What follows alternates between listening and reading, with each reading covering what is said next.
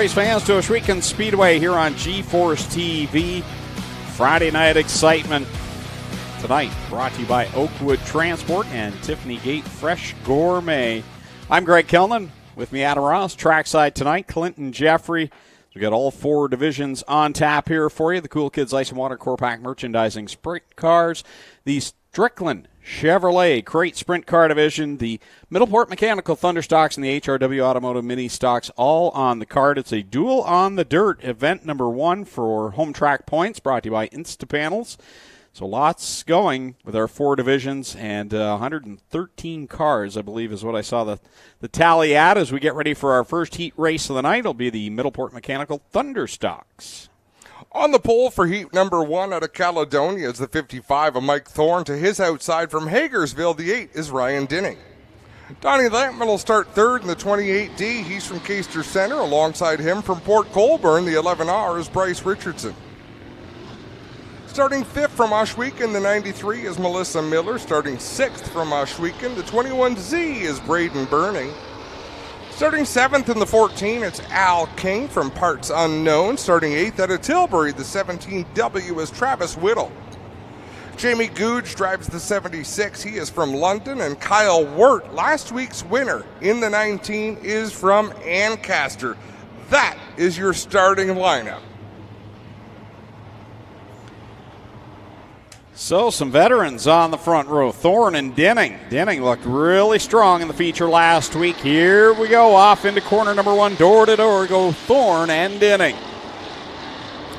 Donnie Lampman looks to the inside of Thorne, but there's nothing doing there. Thorne's going to drag race Ryan Denning down the backstretch. Kyle Wirt already working his way into the top 5. Off a corner 4 they work for the first time. Ryan Denning will lead the lap over Thorne. Here comes Richardson to the outside of the 55 machine. Richardson grabs that second spot. Here comes Donnie Lampman to the inside, making it 3 wide down the backstretch. That's a cute phone ring you got there, Adam. Was that my phone going off? Wasn't mine. Richardson right on the back bumper. Ryan Denning down in corner number 1. Donnie Lampman now rolls into that second spot. He'll charge up alongside the leader. He'll bring last week's winner, Kyle Wirt, along for the ride. Kyle Wirt working the bottom of the racetrack. Wow, does he ever get loose in turn number 3. Keeps his foot in it and drives it off. But Donnie Lampman, impressive out in front in that 28D. He's starting to pull away as Kyle Wirt works alongside Ryan Denning in the all-black number 8. So right now it's Denning, Wirt, make that Lampman, Wirt, Denning as they come off of corner number 4 at the halfway mark. Richardson now shuffled back there. Thorne back in the 5th spot. Bryce Richardson pressuring Ryan Denning. Mike Thorne right behind him as well. Those 3 battle for the 3rd spot. Denning opens a bit of a gap there between 3rd and 4th up front. Donnie Lampman continues to lead the way with Kyle Wirt trying to close the gap. He's about 10 car lengths behind. Travis Whittle right now in that 17W holds down the final transfer position. Told he's just 14 years old, turning 15 next week. But Travis Whittle, the youngster right now in a transfer position. Very cool as we've got 2 laps to go. According to the lap times, Donnie Lampman was a couple of tenths faster that time. This lap, Kyle Wirt was just a hair quicker than Donnie, but laps are running out. There'll only be 1 to go when they cross the stripe this time. Bryce Richardson heads to the outside of Ryan Denning, loses the front end of the race car. Mike Thorne drives by to take over 4th. That was a good battle that was going on there. We were watching on screen there with Richardson and Denning. Meanwhile, out in front, it's going to be Lampman and Wirt coming to the checkered flag. Wirt will throw one last attempt at it, but it's going to be Donnie Lampman picking up the win over Kyle Wirt.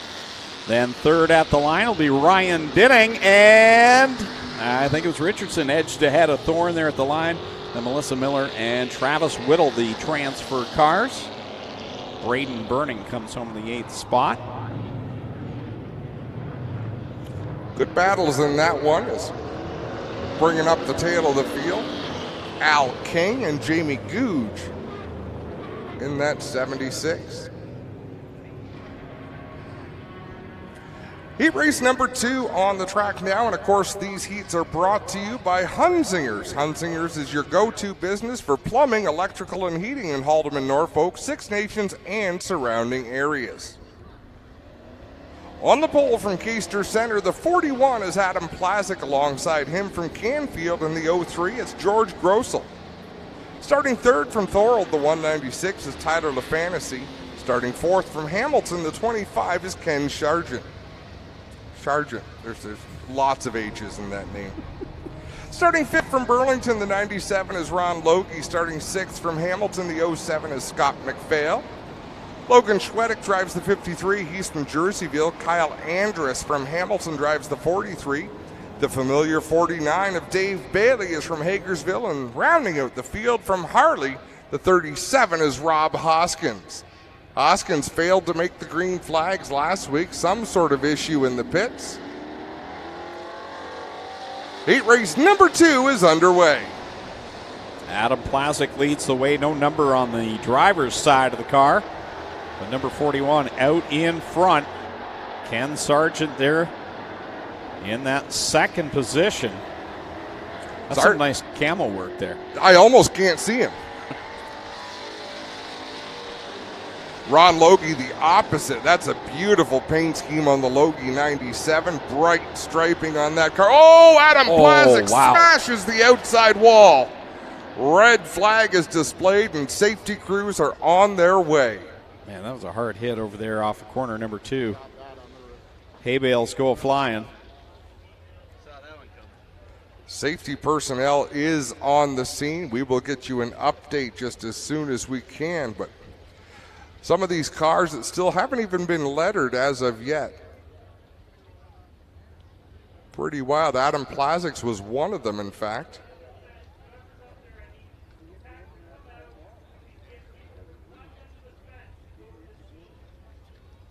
So the field has come to a stop there in turns 3 and 4. Heat race number 2, Adam Plazik started on the pole of this one. He was really uncontested out there.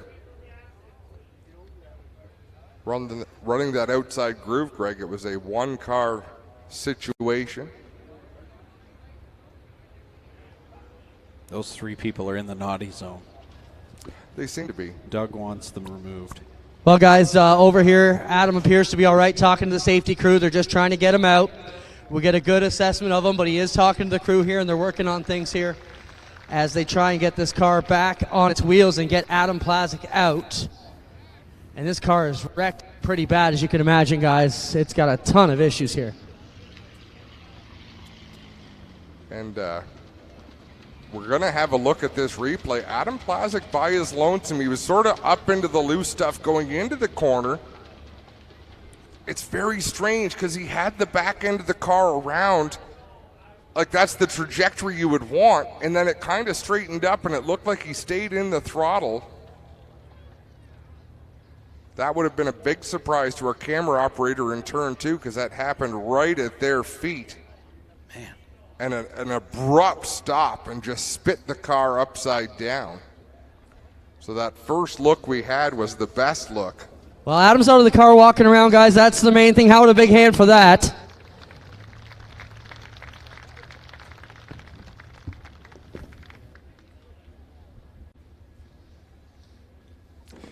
Shaking his head, so obviously not pleased with what's gone on. Well, we got him here. Adam, are you okay? That's the first question. Yeah, I'm okay. My car, not so much. I just spent all winter rebuilding this car, top to bottom. This hurts a lot, really. Just no practice. I guess that's probably what I chalk it up to. It just wasn't handling the way I was used to. It just caught a rut funny, and that was it. Go catch your breath, man. We're glad to see you're okay. Yeah, thank you. Adam Plazik, okay, ladies and gentlemen. This car is not leaking fuel pretty bad out the back as well, so we will move back away from there as well. But he's all right, guys. Maybe a time to take a quick break here and come back.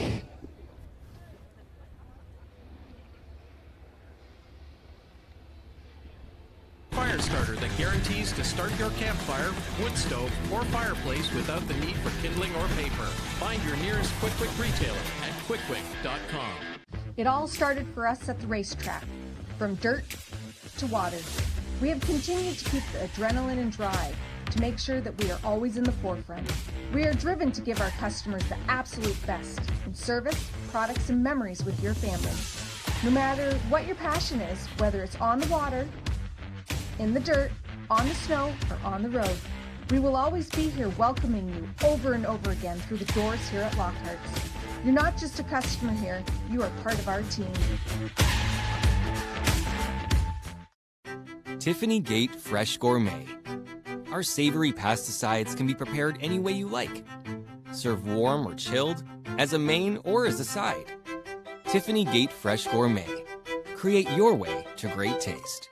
Get ready to experience the NASCAR Pinty Series Power Hour. Join your host and wingman, Cam K, every Monday night at 7 p.m. on G-Force TV for an hour of non-stop excitement and in-depth analysis of the hottest racing series around. From the latest race highlights to expert analysis and insider commentary, you'll get an exclusive look at everything you need to know about the NASCAR Pinty Series. Tune in for the NASCAR Pinty Series Power Hour, the ultimate destination for race fans everywhere.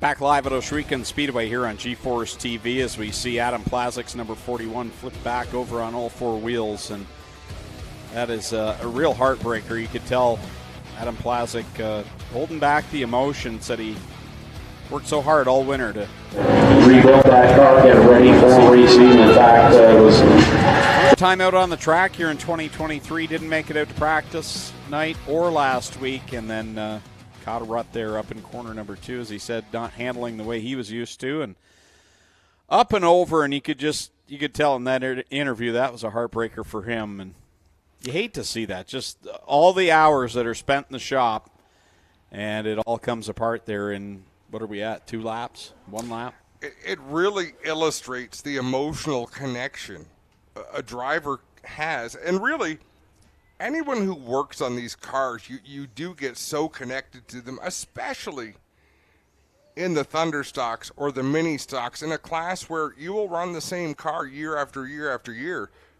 And we have a look at that. What surprised me was just the trajectory of the car. It looked like it was going exactly how he wanted it, and all of a sudden he was out of racetrack and right into that softer wall. Thank goodness it wasn't a concrete wall that he slid up into, because that would have been awful for Adam Plazik. So it's the little things you've got to be thankful for when we see something like that, and most thankful to hear that when he was talking to the safety workers and was able to climb out of that race car on his own.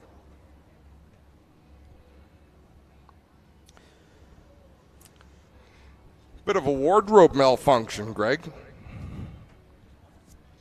See how fancy these glasses are? Yeah, don't ever do that again. Yeah, those are nice. I had string holding this side on, so I put a string on this side so that they match. Well, guys, here's our first Case IH track report of the night. Now, I just want to show you the big problem is the hay bales. We're going to have to take a couple minutes to put the hay bales back in place. The tractor's on the way here. It'll take us a moment to get these back in place, but this is what took the end. The hay bales are here up against to protect this. He hit the hay bales, clipped this, and pushed all of them out of the way, so we'll take a moment to get all the hay bales back in line. As for the track, guys, come with me here, Jack. Track does look pretty good tonight. We got an incident there where we had some fuel on the track, but all in all, a lot harder packed than last night. We're going to see how it holds up. But what I like here, guys, is we're seeing already it's starting to polish it down, get packed, and this is going to be really good tonight. If it holds together, we should be in good shape, guys. That's your Case IH track report number 1 here from turn number 2. And Clinton Jeffrey, you've got a new toy this week. Yes, I do. Let's keep going on here. We have our new Can-Am Defender XT provided by our friends at Lockhart's Odyssey. And what a great machine this is. I got to tell you, this thing is a beast. It's going to put us in some great spots this year. Super cool. Can't thank everybody at Lockhart's Odyssey for our new Can-Am Defender XT, guys. Oh, that's nice. It's like The Price is Right, you know, when they explain it all in the Showcase Showdown, and then there's someone just standing there happy as can be to be standing beside it. Wow. He gets all the toys. I was going to mention, like, what do we get? Well, there must be a Porta-John company that could bring something up here to the tower that we could. You guys get air conditioning. That's true. At 11 o'clock? Sorry. We don't talk about 11 o'clock. Well, we're going to double them up and set them loose once again. Ken Sargent will control the pace with Ron Logie from Burlington alongside him in that 97 machine. And I mentioned it under green, but how beautiful is that 97? Yeah, that's when I saw that one on Facebook in the preseason, it really stood out. Ron Logie really flexed the muscle last year, and expect him to be a contender here in 2023 as we get back under the green flag with one lap on the board here in this Middleport Mechanical Thunderstock heat race. Dave Bailey started at the back of this one. He's already battling for the second spot, drives up the middle to squeeze into that second position. We'll see if he can catch up to Ken Sargent in the 25. So Bailey second, Logie third, and Logan Schwedick taking fourth over Tyler LaFantasy. And Tyler LaFantasy will drive back around on the inside to retake the fourth spot. One of the hardest cars to get used to is Logan Schwedick in the white and yellow or green, whatever that color is. But after so many years in the black and bright green machine, didn't recognize him last week. Same number, but he's doing a lot better this week, up to the fourth spot now. Car looks great. Yeah, it really does. Dave Bailey is caught up to our race leader, Ken Sargent. He'll look to the outside off of turn number 4 halfway through this qualifying heat. Sargent will know he's there now. Let's see if Ken has a defense to Bailey's move to the outside. And he might have picked up the wick a little bit. Sargent out-drags Dave Bailey down the back straightaway. They work off of turn number 4, door-to-door for the race lead. Bailey on the high side, Sargent on the bottom. 3 laps left to go. Ron Logie right there hanging with the top two. Then a big gap back to Logan Schwedick, who's cleared himself of Tyler LaFantasy. The leaders racing side by side have allowed Ron Logie to catch back up in that 97 machine. Dave Bailey is almost cleared Ken Sargent, but not quite. Now he's cleared him there in 1 and 2. But don't look now, Ken Sargent, but Ron Logie is right there to battle you for that second spot. The top 3 right together off of turn 4. White flag goes up in the air. Dave Bailey out in front over Sargent, and Logie is now right there on the back bumper of that 25 Camaro. And here comes Logie to the inside in corner number 2. He'll take over the second spot, running out of time, though, to catch the leader. The stance of Ron Logie's race car is not like the other Camaros out there. No. Checkered flag in the air. Dave Bailey in the 49 takes the win. Logie second, Sargent third. Logan Schwedick comes home fourth. Tyler LaFantasy fifth. George Grossel holds off Kyle Andrus for sixth.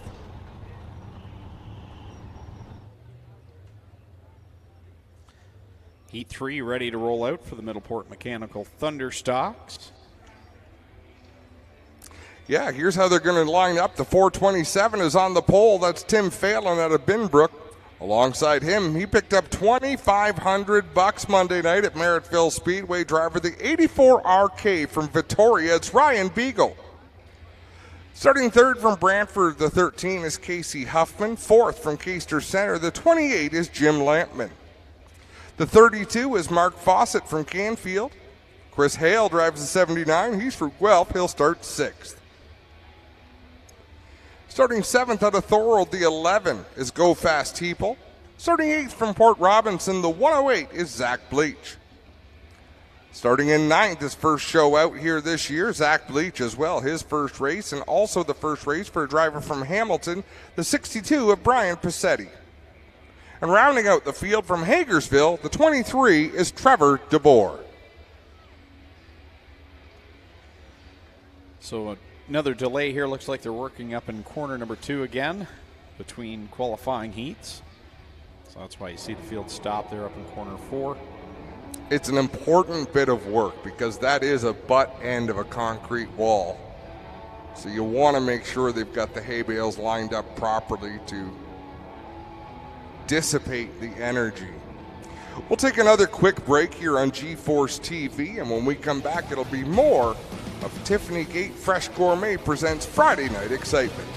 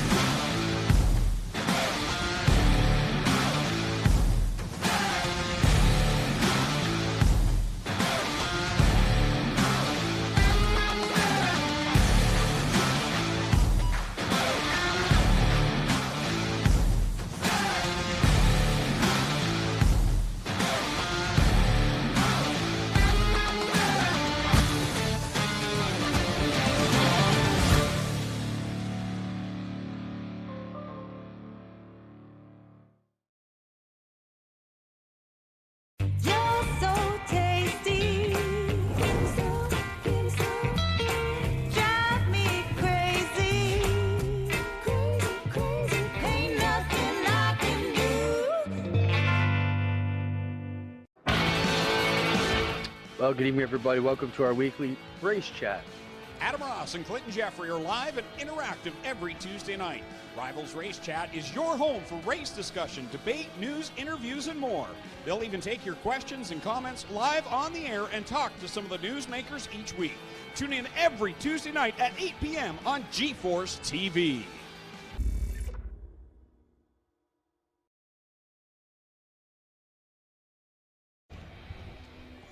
Welcome back to G-Force TV as Tiffany Gate Fresh Gourmet presents Friday Night Excitement. It's Oakwood Transport Night here at Ohsweken Speedway.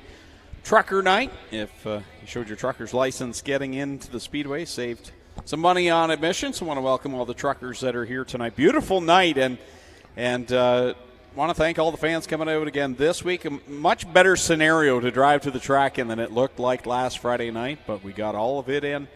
And tonight, just an absolutely beautiful evening as they continue to work on the hay bales up in corner number 2 of that Case IH equipment. Yeah, we've got all the right equipment to do those jobs.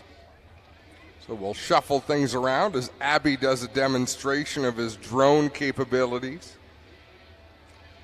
You know, if these cars didn't have window nets, Abby, I'd challenge you to fly right through one of them. But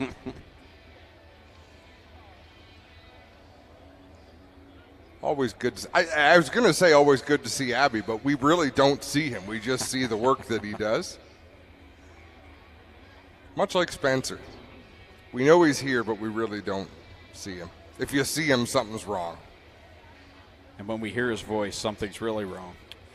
We talked about Mike Morris earlier on. He did a great job this offseason selling partnerships to the racetrack. All of our practice is brought to you by Carmen's Group, Southwestern Ontario's premium hospitality and entertainment group. The Restart Zone, you're going to hear this all season long, is brought to you by Cargo Ease, an award-winning manufacturer of cargo slides, lockers, and ladder racks for the back of your truck, vans, and SUVs. And, of course, Eco Fire Protection. Our fire crew is sponsored by Eco Fire Service. They service Niagara, Hamilton, Haldeman, Norfolk, and Six Nations.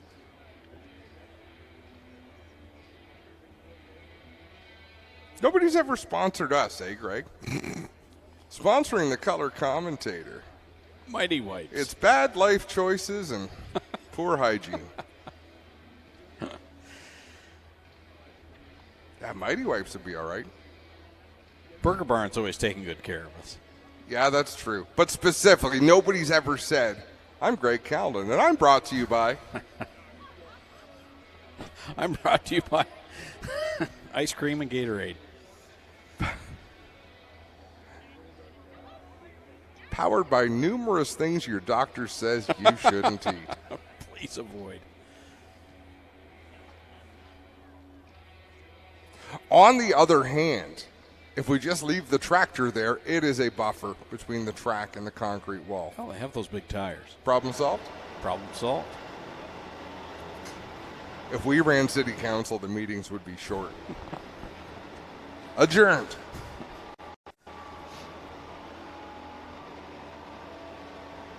So a fun season is underway. How much are you doing this year, Greg? Is Ohsweken pretty much your home for the season? Yeah, Friday nights, and then the select few dirt races we have on the schedule. And I believe on the 10th of June, I'll be filling in your shoes. I've never worn clown shoes before, so I'm excited. Trust me, you're suited for it. And I imagine I'll be there for Delaware weekend as well at the end of the year. Yeah, for sure. My shoes are hard to fill depending on what you try to fill them with. You actually have a weekend off this weekend. That was a busy one last week. 2 races on Sunday. You know, a year ago, I definitely couldn't have done that. My voice was on the verge of failing for a while at the start of last season. But no, it feels good this year. Great race at CTMP with the NASCAR Pinty Series. And a good show with the Dayco 150 at Sunset was a good show as well. Does it get old talking about the finish at CTMP? And there's 2 sides to that, right? And if you watch social media, some like it, some don't. I got more hateful comments on my work last weekend than I have in the 25 years I've been doing this. Really? Even more than I give you? Well, no, I don't count you. It is what it is. It's. I think Gary Clute explained it best on our show when he said, it's like hockey. Whether you like body checking or not, it's part of the game, and it's going to be part of the game. So it is what it is, and you have to play it that way. You have to play the game that way because that's how it's designed. NASCAR stock car racing is designed so that you are allowed to bump, right? That bump and run. And I think, given those parameters of almost anything goes, I thought the last 2 weeks were actually an example of how good it can be done, how well it can be executed without wrecking somebody. Well, Cameron still finished second, did he? He finished second. He still had a smile on his face. You know, he said he owes Trayton Lapsovich. Fair enough. And same with last week at Sunset with Alex Gannett. Similar aggressive move. Big smile on his face. You know, these drivers all ultimately know they're in the entertainment business. And that was entertaining. Hey, not there to run second, right? 47,000 fans at CTMP. Do you know how they count their tickets, Greg? One after the other, I would assume. By hand. Yeah. It's no automated system. Wow. They count those tickets. That's a lot of thumb licking. See, I'm not a huge road racing fan, but I had the chance to go to CTMP to see the trucks a few years ago, and I love that place. You know, it's an experience. Watching kids throw a football around who didn't necessarily care that they were at a car race, but it's a great, safe place to have your family. Enjoy a weekend. Pick your favorite spot, too. It was kind of we took the time to walk around and explore some of the different areas. We didn't go too far back, but we went down to, I don't even know what number it is, but the really tight turn up the hill that takes you up the long backstretch there, and we stood down there for a while, and man, there's not really a bad spot. Just there's something different about being at a road race. And you'd think, you only get to see them go by every so often. It's cool hearing them off in the distance going, they're coming, and that's exciting. You feel that rush of energy. Totally. So if you get a chance, we highly recommend going out there. Looks like the racetrack is ready to go. Tim Phelan in the 427, Ryan Beagle in the 84, ready to lead this field to green in our final heat race for the Thunderstocks, brought to you by Hunsingers.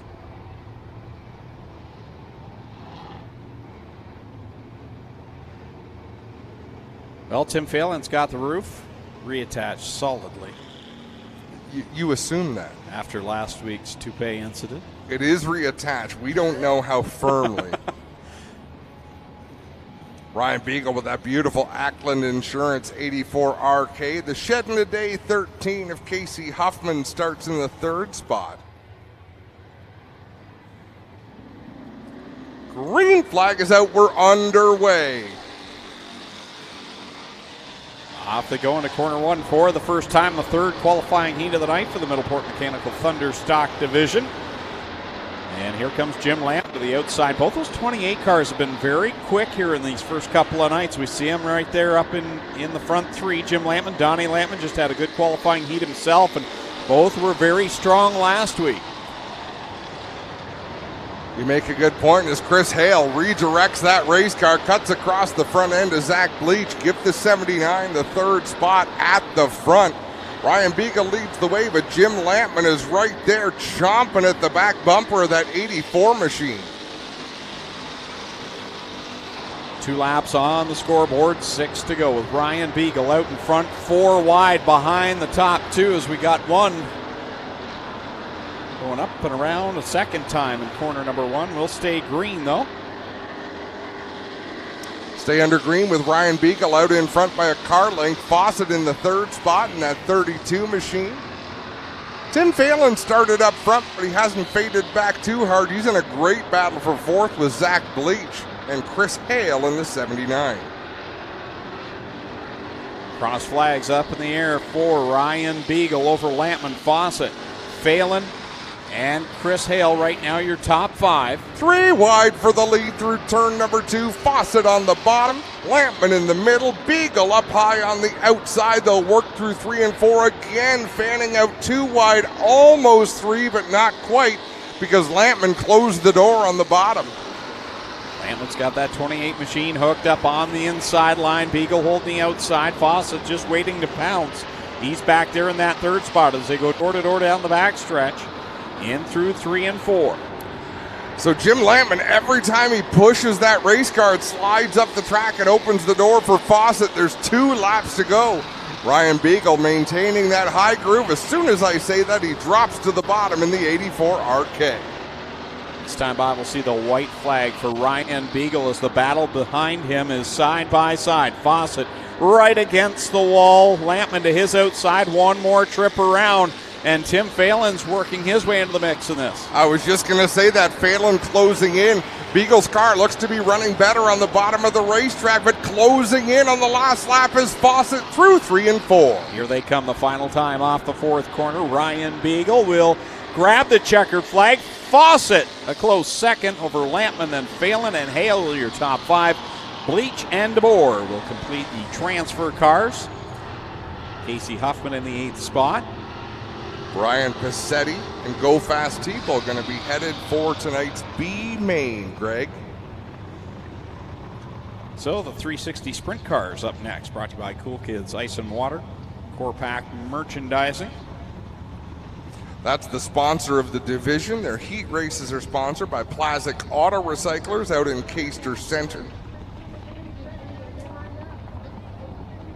You know, we don't even talk about our warm-up track anymore, how cool it is that we have that and how quick it allows us to get these sprint cars started up. And it'll come to life soon as well with our micro sprints on Thursday night. Just check on the date for season opener on Thursday nights. Thursday, June the 10th is orientation night, then practice on the 15th. Season opener, June 22nd, so a little less than a month away from the micro sprints, heading the warm-up track for our big cars. And that's where they race on Thursday nights as we get ready for heat race number 1 for the Cool Kids Ice and Water Core Pack Merchandising Sprint Cars on the pole out of Binbrook. Car number 9, the live wire, Liam Martin. Lining up second out of Tonawanda, New York. The 7NY, that's Matt Farnham. Aaron Turkey will roll off in the 3rd spot. He's from right here in Ohsweken in the 68. Starting in the 4th position, car number 90 from Grimsby, Travis Cunningham. Starting in 5th out of Ohsweken, car 0, the Ohsweken Flyer, Glenn Stiers to his outside from Scotland, Ontario with the 87X of Sean Evans.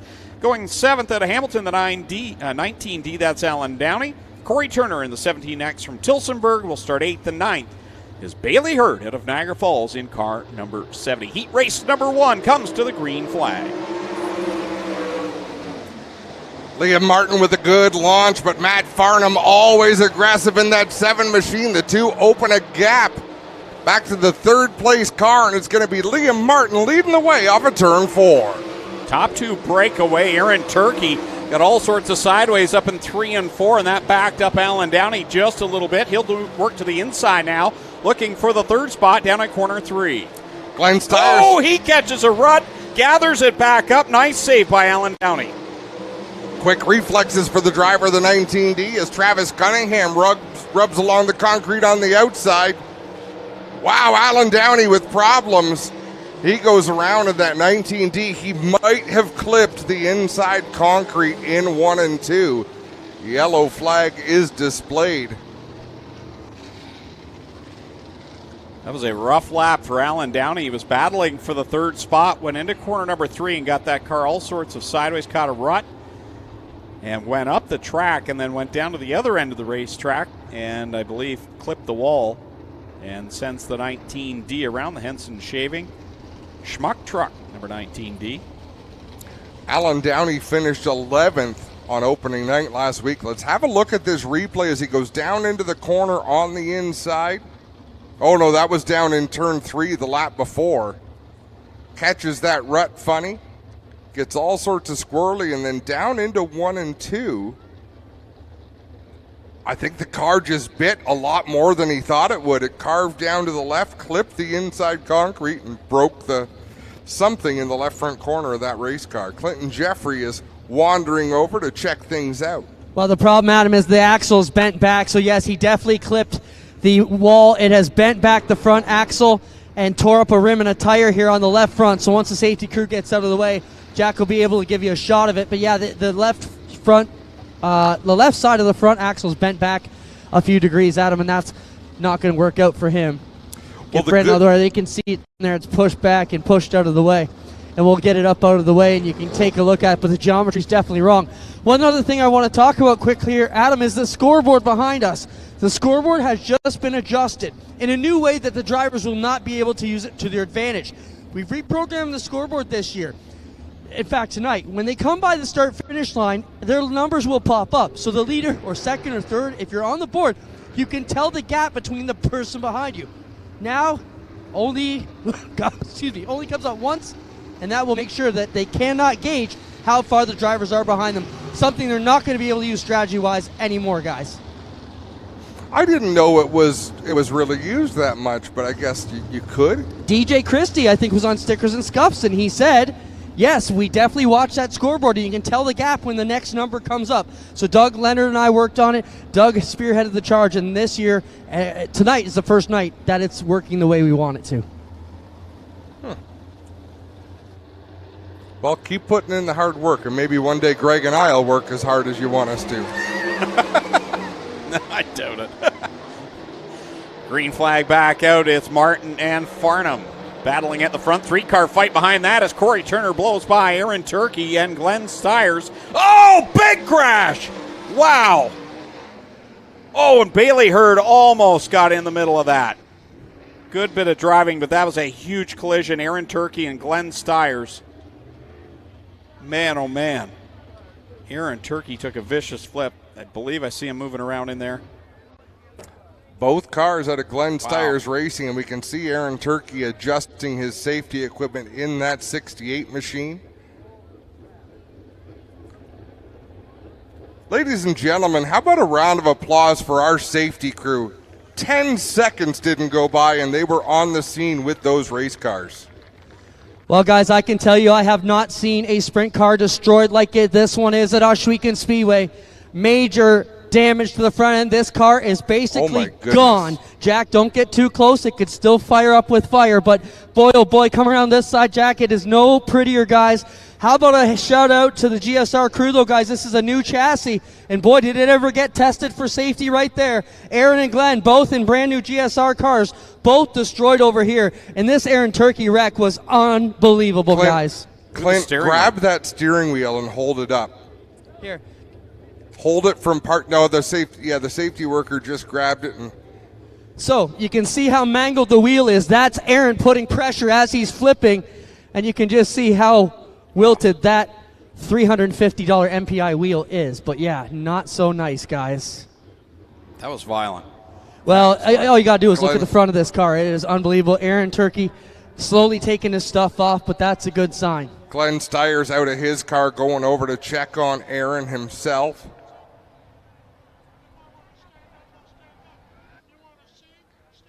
Safety workers having some conversation with Aaron. Here he's coming out of the car, race fans. How about a big round of applause for Aaron Turkey?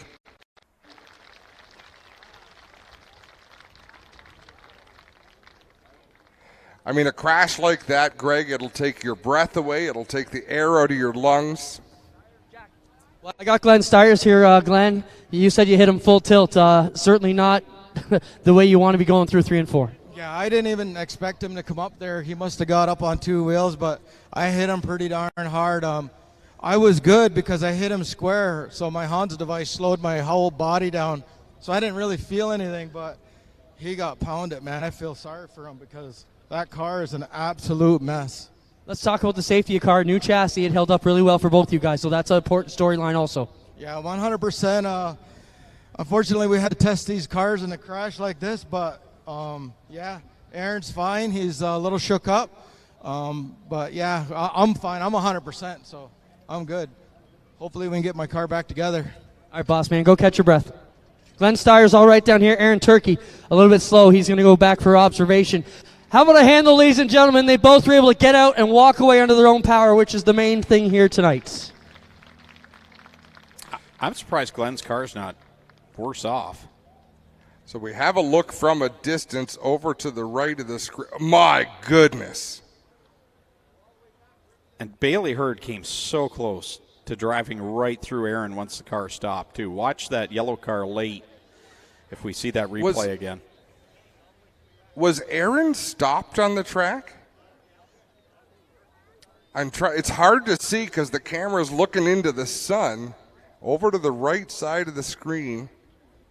You really don't see what happened to Aaron. How about Dave Hunsinger? That red flag was waving before the cars landed.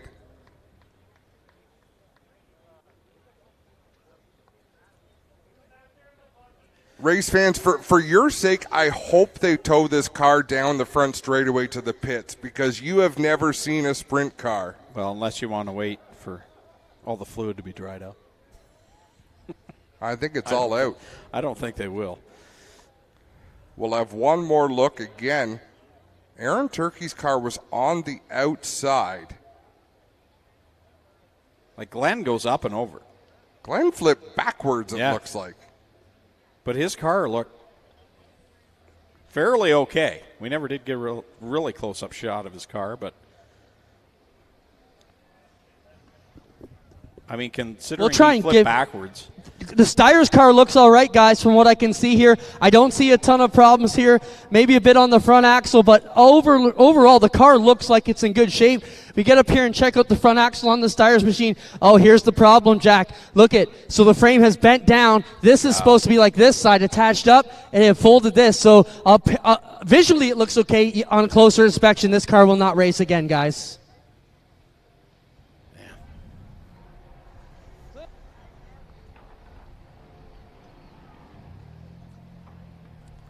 That red tow truck hauling Aaron Turkey's carcass. It's not a car anymore. Hauling that back to the pit area. Man, oh man, how fortunate are we that those drivers were able to walk away from that accident. Man, oh man.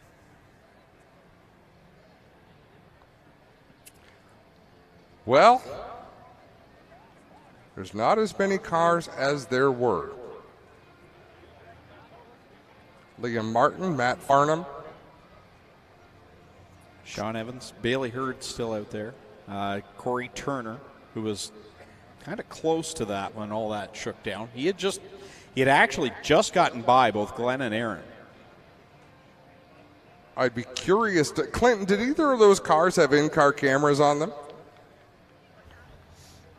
We'll wait for Clinton to get queued up. I mean, there's a lot going on down there. He oversees all of the cleanup, all of the work that goes on the racetrack. Yeah, Adam, I believe they both would have had in-car cameras, not our G-Force in-car cameras, but in-car cameras for the Friday Night Thunder crew. So I wouldn't be surprised if we see some wild views of that wreck. Yeah. Well, we get these cars pushed off once again. 3 laps are complete in this opening heat presented by Plastic Auto Recyclers.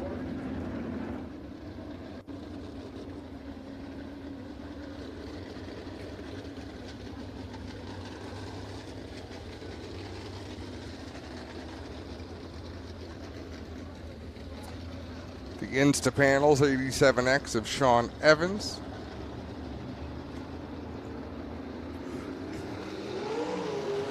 Here's Corey Turner in the Mobile 1. 17X, Bailey Hurd in the 70 machine. Is Travis Cunningham still out there? No, I believe he dropped off the lap before that. Okay. We have Alan Downey, Travis Cunningham, both down laps, as well as Aaron Turkey and Glenn Stiers, who didn't cross the stripe that time. All right, positive thoughts. Sprint cars, single file awaiting this restart. We'll try to get to the end of heat race number 1. Crazy to think you can lose drivers like Glenn Stiers, Aaron Turkey, Travis Cunningham, Alan Downey, and look who's still out there. That's how stout this 360 field is. Oh, it's deep, that's for sure. Liam Martin pulls down the banking of the Cargo Ease restart zone, and we come back into the green flag. So Bailey Hurd clearly being cautious out there in that 70. I wonder if he wants to check things over, make sure everything feels the way it should. Liam Martin pulling away as they reach the halfway point. I think he's going to head to the pit area in that 70 machine, so Bailey Hurd heads up the hill and over to pit lane. Oh, he's locked down to top 5. Liam Martin pulling away from Matt Farnham. That's not something you see often at all. Second, third, and fourth still right together on the racetrack. And we lost another car. That might have been Matt Farnham, pulled off to the infield on the backstretch. So now it's just Sean Evans and Corey Turner out there in the 17X doing battle for the second spot. One more lap to go for Liam Martin. Martin sails it down the backstretch. 1 week ago, upside down in the feature event. He'll sail it off of corner 4 and get the heat race win. In summertime insulation number 9 off of corner 4 is Sean Evans getting second. Corey Turner third. Matt Farnham will be scored with 4th. Bailey Hurd 5th. 6th will go to Aaron Turkey. 7th, Glenn Stiers. 8th, Travis Cunningham. And 9th goes to Alan Downey. Well, that heat was about attrition. Before you finish first you must finish.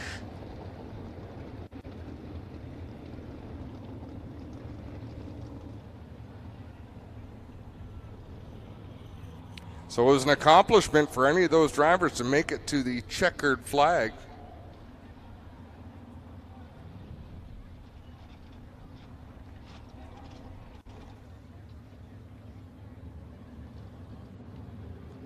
I got some messages to catch up on when we get a break in the action. We appreciate all the messages we get throughout race night. A lot of valuable information comes through. Little bit of gossip.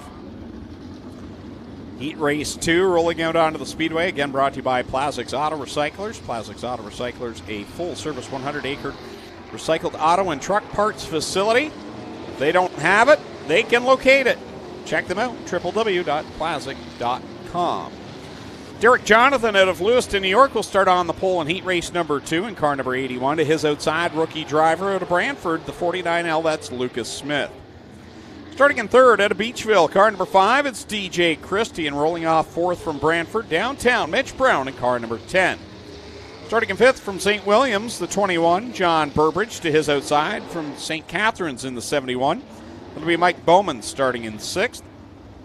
Holly Porter from Dorchester in car number 1 starts in seventh. And going off eighth out of Wilsonville, the 94X of Scott Hall. Hey, yo. Hey, yo. Get off your phone. I'm answering messages. Green flag in the air, and they're already fanned out going into corner 1. Oh, big push for Derek Jonathan. Holy moly. Lucas Smith, doesn't bother him any. He's going where he's going, and he is out in front, leading the way off of turn 4. So Holly Porter in this qualifying heat, she's the final of the GSR cars left in the field here tonight, so she's looking to work her way up as we see a good battle right now. DJ Christie rockets into the third spot, trying to track down this battle for first between two Brantford drivers, Lucas Smith and Mitch Brown. We talked about it in the Carmen's hot laps earlier on. DJ Christie suffered engine trouble on practice night, wasn't able to race his 360 on opening night, so great to see him out here up to speed. Whoa, going through the ruts into turn number 1 are Lucas Smith, Mitch Brown to the inside, and the number 10 new race leader into turn number 3. Mitch Brown gets it done on the inside line at the halfway point, 4 in, 4 to go. For car number 10, Lucas Smith there in second, DJ Christie trying to catch these top two. Mike Bowman's worked his way up into the 4th position. Christie way up on the high side in that number 5 machine. Mike Bowman working much lower on the racetrack. Behind him right at the bottom is Holly Porter. And then Derek Jonathan has settled back into that 6th position.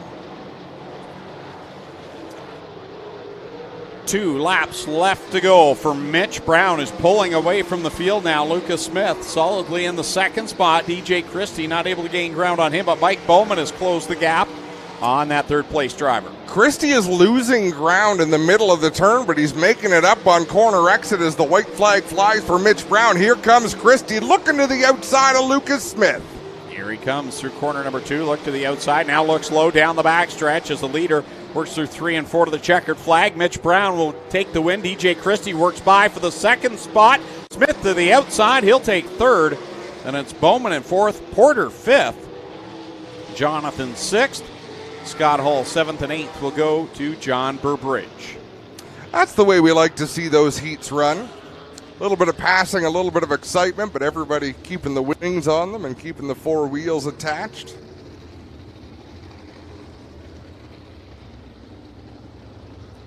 Two heats down, 1 heat remains in those 360 sprints.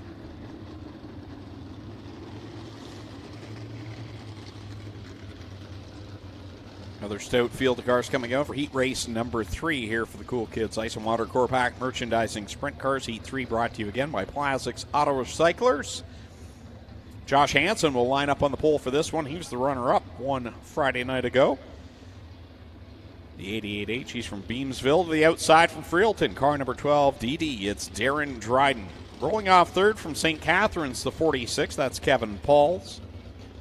D-Dubs, still in Westbrook from Scotland in the 47X. He'll line up 4th. Starting in 5th tonight out of Fenwick, driving the Tyler Palace 77T tonight will be Jim Hoopinen. The Red Rocket aboard the 77T. To his outside, the winner last Friday night from Dunville. In car number 15, it's Ryan Turner. And back in the back row, starting in 7th in car 7 out of Thamesford, it's Eric Gledhill. And going off 8th out of Caister Center, car 11, Jamie Turner.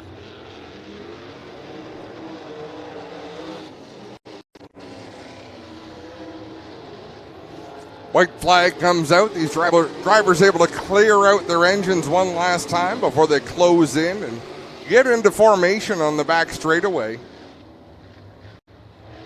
Now, the Cargo Ease restart zone, is it also the start zone, Greg? Or are we not supposed to talk about it for the initial green? I think we can talk about it for both. You can do whatever you like, Adam. I have been for 25 years. Coming off of turn number 4, slow and steady. Darren Dryden up high. Josh Hansen down low. We are under green. 8 cars, 8 laps. Josh Hansen out in front as he pulls it down the backstretch, stretching his advantage over Darren Dryden. Here comes Dylan Westbrook, though. Broke the left front on that car, nursed it home to a top 3. And looking for revenge to try and get that feature that he pretty much had sealed last Friday night. Yeah, he really did. That's considered losing a race, Greg. Yeah. Westbrook in that second spot, keeping pace with Josh Hansen, but he loses the bottom of the racetrack there, scrubs off a lot of speed. That's going to allow Ryan Turner to close in that 15 machine. The top 3 have pulled away from a 2-car battle for 4th. Jim Hoopinen and Darren Dryden run 4th and 5th. Gap closing between 1st and 2nd. Dylan Westbrook looks to the outside now, the 88H, as they work off a 4. He'll look down to the inside now. Got the car a little bit sideways. Josh Hansen has as much nerve as a sprint car driver needs. He's not going to be intimidated in any way by Dylan Westbrook, but he might get a bit of an education by the driver of the 47X. Squeezes by on the outside. What a move by Westbrook. There was just enough room for one car, and Dylan Westbrook, he's never one to let off the throttle. He takes the spot, and he is the leader at the line with 2 laps left to go. Oh, problem for Ryan Turner in the 15. The Nitro 54, number 15, is off the pace on the front straightaway. He will limp that car towards the pits. I believe he'll be able to stay green as the white flag flies for Dylan Westbrook, who's almost a full straightaway ahead of Josh Hansen already. Halfway down the backstretch goes the leader through 3 and 4 for the final time. Checkers come out. And D-Dubs, Dylan Westbrook will pick up the heat race win over Josh Hansen in 2nd. 3rd will go to Darren Dryden. 4th at the line is Jim Hoopinen. And it's Eric Gledhill, Jamie Turner, and Kevin Pauls, the running order. Is there a sprint car racer in the last 10 years at Ohsweken who's driven more different race cars than Jim Hoopinen? Yeah, that's a good question. He's been in a few rides. Been in a few. Which I think is testament to how trusted he is with your equipment. If you want to learn something, if you want a mentor, if you want someone who can keep your car on the racetrack for your sponsors and bring it home most nights. And even just give your team feedback going forward, and I'm sure that's a lot of what this is for Tyler Paulus. The mini stocks on the racetrack now. Heat sponsored by V&R Recycling. V&R Recycling is a family-owned and operated business now with 2 locations to better serve you, one in West Lincoln and one in Fawn Hill. Dusty DeBoer starts on the pole. He's out of Hagersville. Last week's winner alongside him, Tim DeBoer from York in car number 9. Starting in 3rd at a Brantford, Ashton Dickey in the 1A, and Jillian Hills aboard the 84 tonight. She's from Dundas. Mark Martin out of Ohsweken in the 33 starts 5th. 6th, Steve Conway out of Leamington, the 88. Starting in 7th, Fabio Oliveri out of Ancaster in the 16 machine. Nico Hansen lines up 8th. He's from Beamsville in the 27. Jeff Elslager starts 9th. He's from Linden, the 11E. And Braden Cuse in the 7B from Beamsville starts 10th. Field fans out down into turn number 1, as we would expect. Dusty DeBoer out in front. Opens up a bit of a gap on the opening lap down the back straightaway. He'll work through 3 and 4 on the bottom of the racetrack and lead the way to complete lap 1. Problems for Ashton Dickey. He goes around between the turns 3 and 4 there. That was a rough lap for the 1A. He'll get things backed up. And looks like stays under power, so we'll stay green. Stephen Conway, after a hard wreck last week, a lot of damage on the front end of that GSR number 88. That car is back to full song. He takes over the 2nd spot from Tim DeBoer. Nico Hansen still running up there in 4th. I'm a little surprised Fabio Oliveri not really tearing through the field just yet. It's been all Dusty DeBoer. Got the feature win 1 week ago. After that collision with Clinton Barrick and Kyle Rothwell, split through and picked up the win. Halfway home is Dusty DeBoer on lap 3. I believe it's Stephen Conway's number 88 that's really hitting the rev chip hard. That or it's got a bad miss at high RPM. His advantage over 3rd place, Tim DeBoer, getting gobbled up as they work into turn 3. Dusty DeBoer half a straightaway out in front, but have a listen for this 88. Yeah. hitting the chip there or something as it enters, well, not even entering corner one, about 3/4 of the way down the front stretch. Watch the comparison with him alongside Tim DeBoer at the end of the straightaway. Tim DeBoer really able to accelerate past, but I'll bet Steve Conway's not even lifting at this point in that 88 machine. Well, it's working for him right now, battling for that second spot. Dusty DeBoer out in front in that Tim Sonato, number 23, and here's the battle. Second, back to fifth. Down the back straightaway, Tim DeBoer up high. Fabio Oliveri looking for racing room in the middle. It's going to be Dusty DeBoer winning this one. Who's going to come home second? They work off of turn 4. At the line, Tim DeBoer over Fabio. Then it's Steve Conway and Nico Hansen. Top 5. Jillian Hills in 6th. Mark Martin holding down the 7th spot. Over Elslager and Hughes.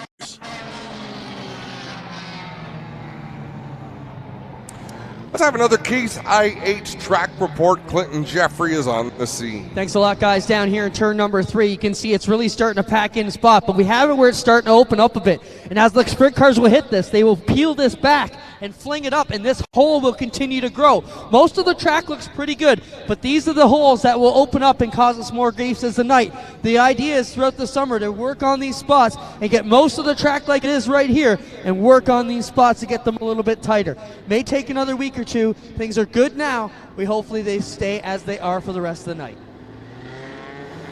Heat race number 2. Ready to go for the HRW Automotive Mini Stocks. Again, brought to you by V&R Recycling. Jason Tolton out of Guelph on the pole in car 1 alongside Mark Deagle out of Hamilton in car number 12. Row number 2 on the inside, Mike Evers in the 265. He's from Caledonia.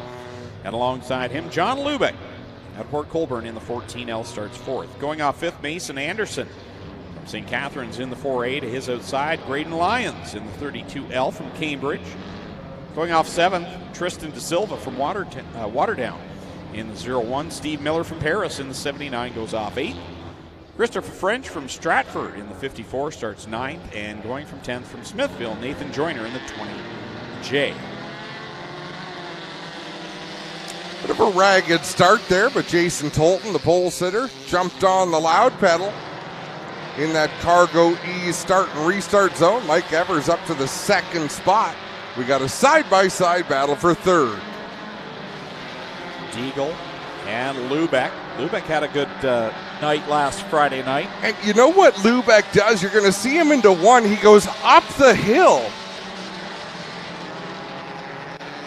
and then works off the bank, and you're almost going downhill coming off the corner, but fun to watch. Lubeck ended up 14th after all was said and done last Friday night, but a very strong car all night long, was in the thick of it for most of the evening. Mike Evers to the high side. In 20 years of watching him race, I don't think I've seen him go up the track. He loves the bottom of the racetrack. But Mike Evers up to the outside of Jason Tolton. They battled side by side. Evers edges ahead down in corner number 3. Tolton right there tucks in line in corner 4. Lubeck holds down the 3rd spot. Then it's Anderson and De Silva. Anderson trying to get by that 01 machine of Tristan De Silva. As always, fantastic racing in the mini stock division. Deagle falling out of the top 5, but he's hanging in there in the 6th spot ahead of Steve Miller. Through 3 and 4, one more time, it's Mike Evers continuing to lead the way with 2 laps to go. Right now, Evers holding down the top spot over Tolton. John Lubeck, Tristan De Silva closing it a little bit on Jason Tolton right now in that 2nd spot. Mason Anderson, 5th. Christopher French has done a nice job. He started back in the 9th spot, and he's up there challenging for a top finish. Lubeck side by side still with Tristan De Silva in the 01. That's the best battle on the racetrack. De Silva slides up, not leaving Lubeck a whole lot of room, just enough for that 14L machine, but that's a great battle for the 3rd spot. Mike Evers going to bring it off at turn number 4. Checkered flag in the air. Evers to the win. Tolton 2nd, De Silva 3rd. Then it's Lubeck and French just edging out Mason Anderson. Mark Deagle coming home 7th, and then it's Nathan Joyner, Steve Miller, and Graydon Lyons. Just want to jump in here and say I talked to Mike Evers at the drivers' meeting today. He told me, Adam, this is his 200th night of racing here at Ohsweken. Said he thought he was at 199, but he remembered one night when he filled in for Bill Bago.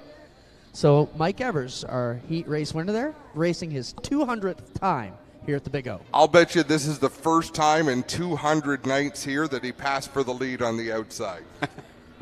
Could be. All right, heat race number 3, again brought to you by VNR Recycling for the HRW Automotive Mini Stocks. Paul Longboat in the 188 draws a pull for this one. He's from right here in Ohsweken. From Waterford, car number 4, Wade Thorne, he'll line up second. The pinball, Mike Iverson goes off third from Caledonia in the 11. Kylie Dixon, the 9K from Brantford, starts fourth. Nick Erskine in the 64, he's from Brantford, starts fifth. Is outside Doug Erskine, also from Brantford in the 64E. Going off seventh from New Hamburg, Ryan Hiller in the 21-8. Sean Taylor from Burlington in the 76 starts in eighth. And Mike Serentakos, who had a good third place finish last week, he'll start ninth in the final heat. He's from Smithville in the 6X. Pinball back to his old Mustang after the hard hit there last week. Green flag flies, and it's Paul Longboat in the 188 getting the advantage over Wade. One up and over. Is that pinball? Pinball. Red flag. See pinball moving around in there. You know, there's some times when we talk about the good old days quite fondly, but the good old days of Mike Iverson having a lot of crashes a little bit like that is something we don't really need to revisit. No, this is 2 weeks in a row, and another pretty healthy hit there for the pinball. Clinton and I talked about this on our show Tuesday night a little bit, where nicknames come from, and Pinball Iverson got his because of his little red Chevette number 11. There were a lot of crashes in that 11. As we're going to have a look at the replay, look over to the far right of your screen. Graydon Lyons and Mike Iverson getting together over there. Safety crew is having a chat with the pinball right now. But he got that nickname because there were nights when he crashed, got up on top of other race cars, and kind of bounced from one to the other like a pinball. Well, this isn't the way he wanted to wish Cindy a happy anniversary, but we'll give him some airtime anyways. And this would be the equivalent of a tilt for those of you mirror ball players back in the day. There you go. I'm trying. But, this is Pinball's old car. He's going to gingerly get out of this 11 car. Don't forget the students at St. Mary's High School built him that car that he crashed last week, but had to bring out the old one, gingerly getting out. And, you know, if Mike Evers has raced 200 nights, I can't even imagine how many pinballs raced here. Slowly getting out. How about a hand for the biggest veteran we've got here with the biggest heart? Mike Pinball Iverson gingerly getting out of the car here, and he's going to get some attention from the safety crew to head back. Just looking for the glasses. Yeah, Mike's getting his. You can see that he's sorting himself out there. It was a tough lick. Jack, come here. I got something to show you. This is the clod of mud that came out of Pinball's tire. Perfect impression. So he dug in there, tore this clod of mud out, and that's a perfect impression of his Mustang wheel, guys. You know, if there was a cartoon made of Ohsweken Speedway, Mike Iverson would just play himself. He's a character at this place and a fixture. I'd get Big Bird to play you. Huh. Oh, he Pinball, you look a little slow. Are you okay? Yeah, I'm okay, thanks. All right, go back there, get checked out. Pinball's okay, guys. That's the main thing. What's he going to bring out next week? Are we going to? He just drove. Where's the Chevette? I was just going to say the red Chevette, of course. It's the only possible thing left. And he gives us a thumbs up on the way back and a smile, which is always good. We're going to have a better look here on G-Force TV of what happened from a distance. And Mike just got knocked up the racetrack a little bit, and Graydon Lyons was coming in with a full head of steam. Spencer, show that one more time. Did he flip the opposite way to what a race car seat? Everything in a race car is usually designed to protect you from the driver from moving to the right inside the car. No, that was okay. The last flip was unnatural. The last flip went over counterclockwise, if you will. It's the hardest landing you can have. Yeah, it was the 9K of Kylie Dixon that actually made the contact there. Oh, the driver I'm talking about was in the last heat. What a dummy I am. Truer words were never spoken as we get ready to go back to the green flag, the Cargo Ease restart zone. I love you, Adam. I know. I'm the gift that keeps on giving, Greg. Longboat leads the way down the front straightaway. Nick Erskine in the 64, Wade Thorne in the 4, look to split our race leader. Thorne to the outside, Erskine to the inside. They're 3 wide for the top spot. Man, great battle up there at the Thorne. Had problems early on last Friday night, but showed some muscle in the feature as Erskine and Longboat right there. They continue to battle it out for that top spot. Top 5 cars all in contention. Ryan Hiller in the 21, Mike Sarantakos in the 6X. Then it's a big gap back to Doug Erskine in the 64E and Sean Taylor in that 76. 2 on the board, 4 to go here in this final qualifying heat of the night for the HRW Automotive Mini Stocks. Great sprint qualifiers still to come as the sun sets here on Oakwood Transport Night at Ohsweken Speedway. Cross flags in the air. It's the first time I saw turn 3 all night long. Halfway through this one, 3 laps in, 3 to go. Nick Erskine has adjusted his racing line to the high side, but how good is Paul Longboat looking in that 188 here tonight? Yeah, very stout in the 188 as he heads down into corner number 3 with Ryan Hiller tracking him down. 2 laps left to go for Wade Thorne.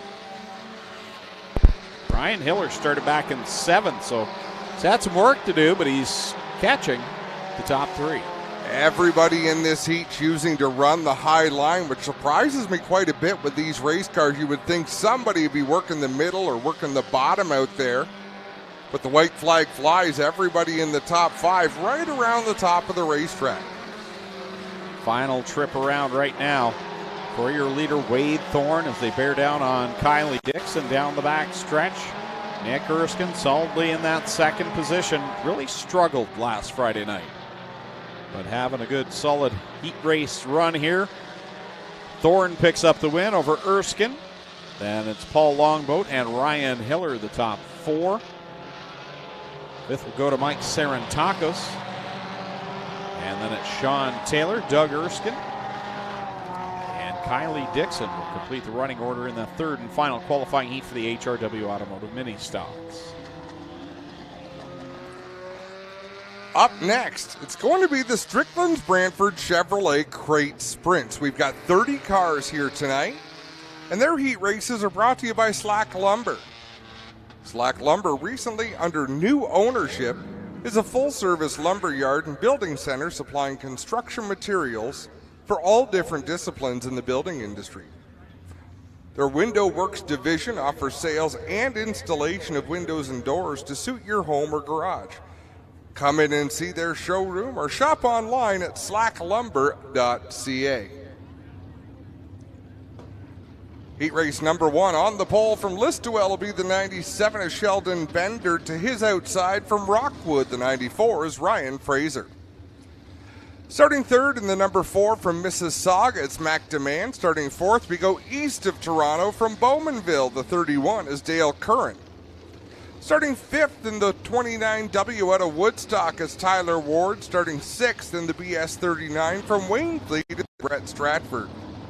Starting 7th out of Ohsweken, the 28 is Cam Thompson. Starting 8th from Georgetown, the 2M is Steve Murdoch. Starting 9th from St. Catharines, the 2S is Al Slate. And rounding out the field, it's the Iceman from Six Nations. The number 20 is Johnny Miller. That's how those 10 cars will line up.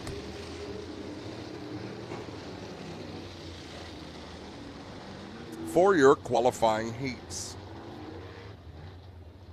Pretty stout field here in this first qualifier, right off the hop.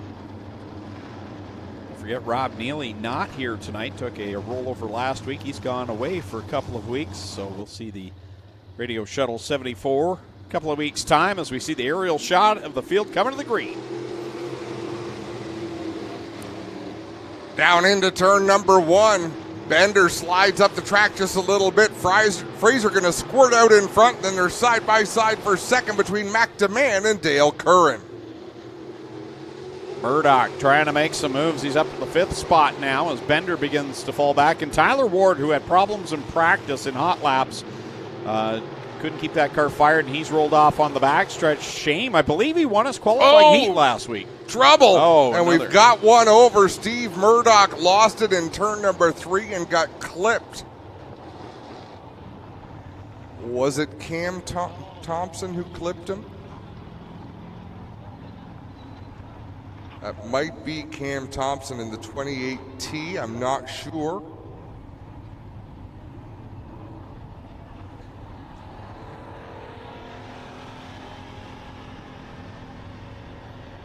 Safety crew on the scene putting that car back on its wheels, and no, it's Sheldon Bender. I was just going to say it was a white and red car, but Sheldon Bender. Did Thompson make it out? Well, he was here. He's right there in corner 4. Struggling tonight. Did I get old this week? Something's not. Well, it's the glasses. I don't know how you can see through them. I really can't. You know, I've got coverage for that too at work. Clinton Jeffrey is on the scene. The safety crew is having a conversation with Sheldon Bender. Well, we're down here with the Steve Murdoch car. You can see obviously all kinds of issues. They got issues on the nose and the wing, but the problem over here is this Bender 97.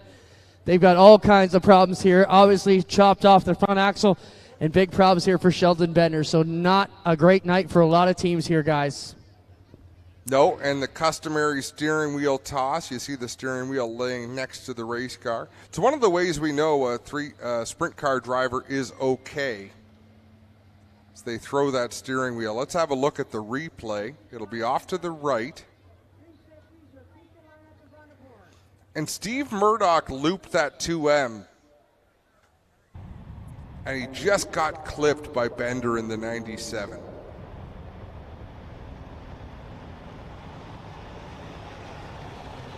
Well, now Clint, last week we saw it was tough track conditions, and I would say it caused a couple of mishaps.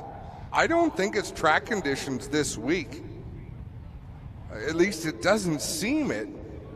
It's still not perfect, and it's definitely upsetting a couple cars, but it's nowhere near as bad as it was last week. It is infinitely better. We do have a couple holes out there, but yeah, there's a couple spots in 3 that are still tough.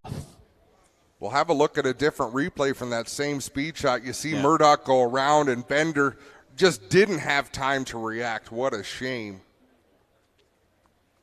Yeah, that wasn't a track issue, I don't think. No, someone put a race car where Bender wanted to go. Yeah. So no parking zone.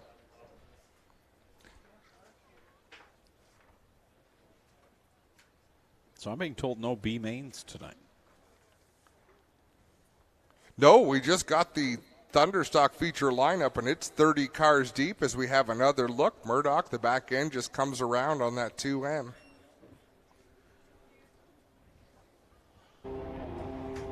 We're going to take a quick break here on G-Force TV, and when we come back, there'll be more qualifying for the Crate Sprint Cars.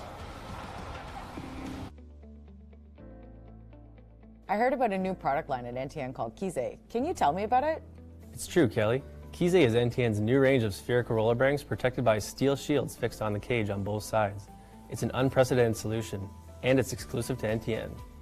Does NTN Kize outperform an open spherical roller bearing? Absolutely. NTN's Kize's metal shields will keep out solid particles, dust, and other contaminants while also keeping grease in. This results in a longer bearing life, reduced maintenance, and overall increased performance. That's impressive. Will our users need to do anything different during the installation to accommodate the NTN Kize? Not at all, Kelly. NTN's Kize spherical roller bearings are directly interchangeable with a standard open bearing.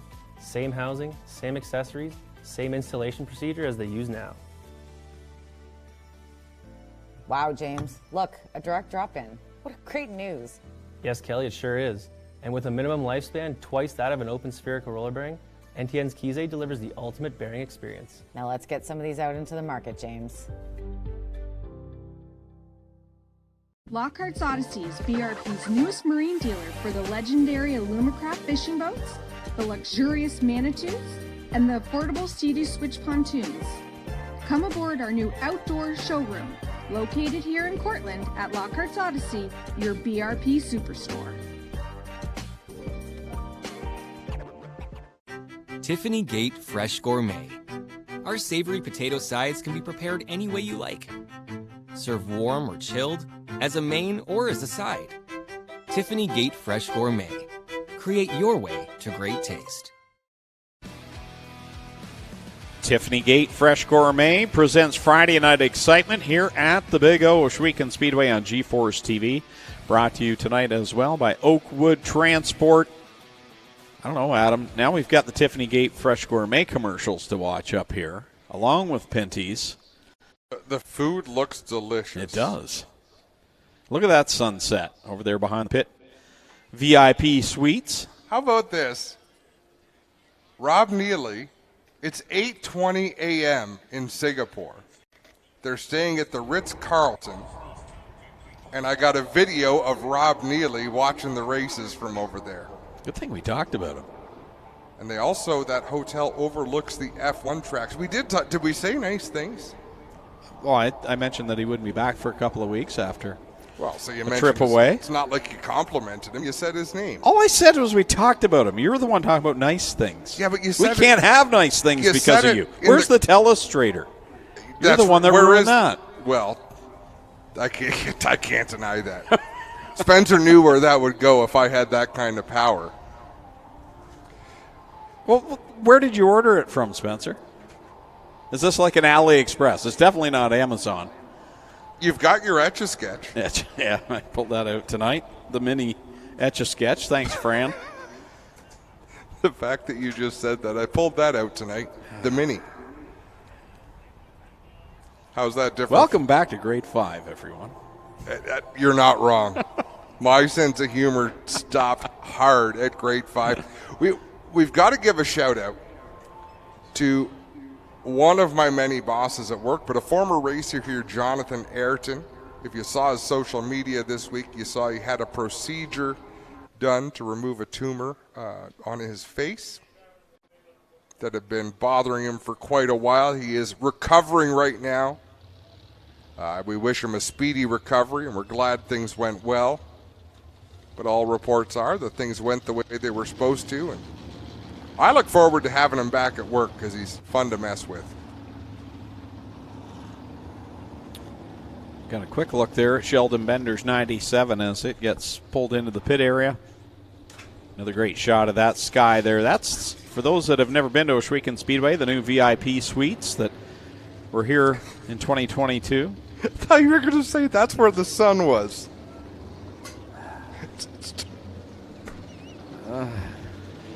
Well, I didn't think you'd be talking about a building. For those of you new to the area, that's a sunset.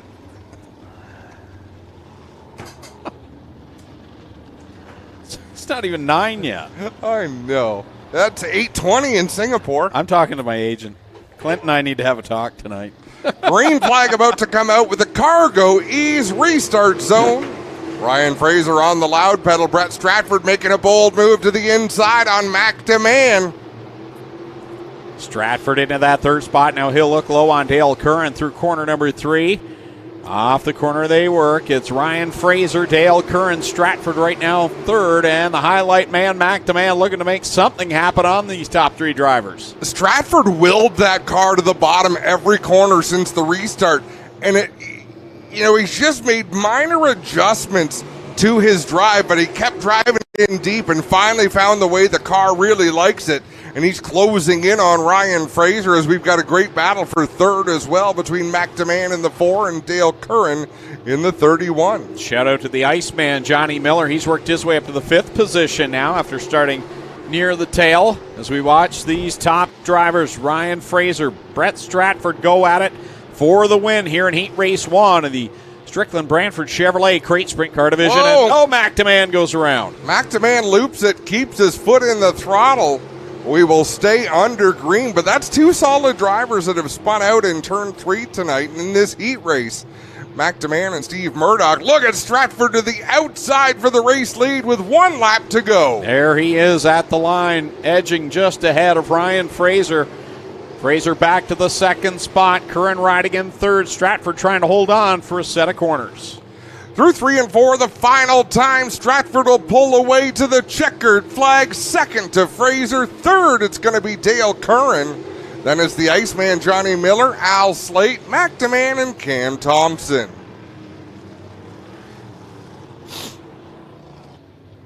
Some good racing out there tonight, Greg. It has been. That was a really good race amongst the top 4, not just for the lead, but Dale Curran, McDeman before he had his problems. Great battle at the front, and that's just heat race number 1. But wait, there's more. If you act now, there's 2 more heats. We'll throw in a chamois. A ShamWow. On the pole in heat race number 2 out of Thamesford, the 14 is Larry Gledhill. To his outside, it's 4-barrel Darrell from Port Perry. The 4B is Daryl Peltier. Third in the 9C from Ohsweken is Brian Nanakoke. Fourth in the 77E from Ohsweken, it's Ashton Van Every. Fifth from St. Thomas, it's the 70MM of Gabby Darling. Sixth also from St. Thomas, the 52 is Jesse Costa. Seventh in the 16X out of Ancaster, it's Keegan Baker. Eighth out of Smithville, the 71C is John Cadman. In the final row from Ohsweken, the 99 is Joshua Hill, and rounding out the field from Cortland, it's the 5 of Tom Palazzari. Heat races again for the Great Sprints brought to you by Slack Lumber. Check them out, slacklumber.ca.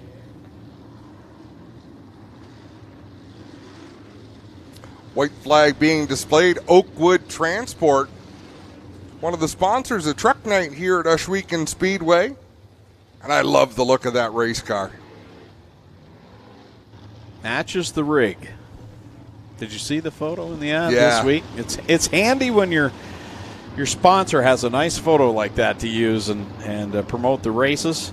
That is a sharp-looking car for Larry Gledhill as we get ready for the second qualifying heat. Down in corner 4. This is a scattered, ragged start. Cars kind of everywhere. Yeah, Gledhill making sure Peltier only had as much room as he wanted him to have. Jesse Costa up there in third. Single file down the backstretch. Ryan Nanakoke back to fourth, but it looks like Gledhill will lead lap number 1. Gledhill, Peltier, and Costa, the top 3. They've broken away just a little bit from Brian Nanakoke in that 4th spot. Keegan Baker up into 6th in the 16X. But out in front, it remains a 3-car breakaway. Gledhill, Peltier, Costa closing in on the tail tank of Peltier down the back straightaway. Good battle going on for that second spot. Costa trying to find a way around 4-barrel Darrell. As they come down the front stretch into corner number 1, Costa gets a good run, but Peltier closes the door on the outside. Oh my goodness, great job by producer Spencer to capture that battle off of turn number 2. So you see just how close Jesse Costa came to the concrete. Here's Nanakoke and Cadman. Now we see the battle for second again. Costa trying every which way to get by Daryl Peltier for that runner-up spot. It's been all Larry Gledhill out in front, though. He makes the pass, slides up in front of Gledhill. Gledhill still right on the tail tank of that number 52. He'll track him through 1 and 2. Look to the inside. Once again, a battle for second.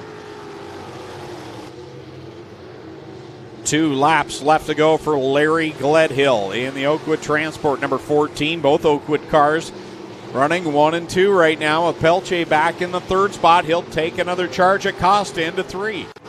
White flag will come out this time. 1 more lap for Larry Gledhill. The best race on the track, probably the race for that second spot. Gledhill approaching the lap car of Gabby Darling. Here goes Peltier to the inside of Jesse Costa. Who's going to get the runner-up spot? Gledhill takes the win, followed by Costa, Peltier. John Cadman going to come home a solid 4th. 5th to Brian Nanakoke, and then it's Keegan Baker. Joshua Hill, Tom Pellizzari, and Gabby Darling will round out the field.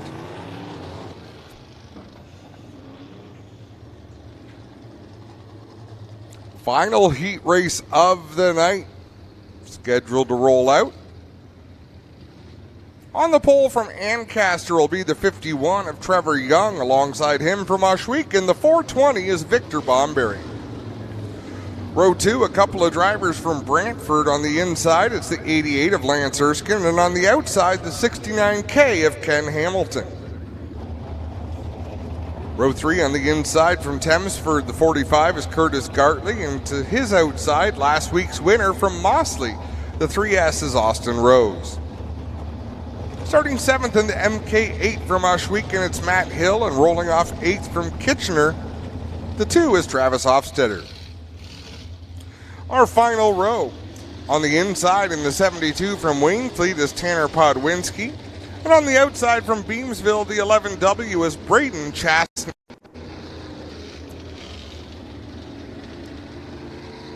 I believe this will be Chastney's first outing here at the Big O. Driving by committee on that race team, Jeremy Hughes drove the car last week. I'm not sure how many drivers are slated to get behind the wheel of that machine, but it's a pretty cool project on Jamie Turner and his race team. I hope Connor can get in. I want to see it. Yeah, I'd like to see it as well. I know dirt racing is where his heart's at. He's got a full-time job these days, so I know he's got his priorities right for the most part. I don't know where he gets that from because it's not from me or my wife. Problem on the racetrack for last week's winner, Austin Rose. What a sport this is. On top of the world one week and needing a push the next week. Yep. Another one of those Oakwood Transport sponsored cars. Bobcat of Brantford, CarStar Brantford on that machine. Good to see. That was a young driver. You knew he was right there on the step of getting that first win and made it look convincing last week. One of a handful of drivers on the cusp of grabbing that victory. And I think we're going to see a lot of it this year.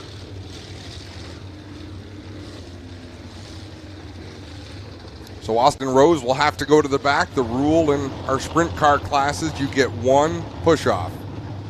Unless there is a safety issue, if you have to get pushed off a second time, you go to the back. However, the 11 might be electing to go to the back, and I believe that's what Braden Chastney is doing, and probably wisely so. Not a lot of practice opportunities in dirt racing, so treat this as a test session. Curtis Gartley back tonight in that orange and black 45, driver to Thamesford, and he'll look to the inside off the drop of the green flag, and it's a wild one down into corner number 1. Trevor Young leads the way, and aggressive Lance Erskine in that 88 runs in the second spot. Whoa, Victor Bomberry gets loose. Nice save in turn number 3. Gathers that car back, only loses one spot to Curtis Gartley. That's a driver with not a whole lot of laps on this racetrack, but good save by Victor Bomberry there. That could have been nasty in a hurry. Austin Rose works his way up to the 3rd spot in the 3 machine. Out front, we've got a battle for the lead. Trevor Young has it. Lance Erskine all over the tail tank of the 51. Well, I'd say he's probably going to be a contender. He's got a win already. He's marched his way back to 3rd. Austin Rose in that 3S tracking down the top 2. It'll be tough now. Lance Erskine has gotten out in front and pulled away just a little bit. At the back, Braden Chastney. That car's a little bit loose for him, but I think he's keeping his foot to the floor and just steering the thing, which, in my opinion, is the way you learn, Greg. Lance Erskine right now out in front. Oh! And one up and around. Braden Chastney goes around in turn number 3 in that 11 machine. Bounced a couple of times before landing. So our very first Mighty Wipes moment of the night. Even though we've had a few of them, we haven't really called out our contenders.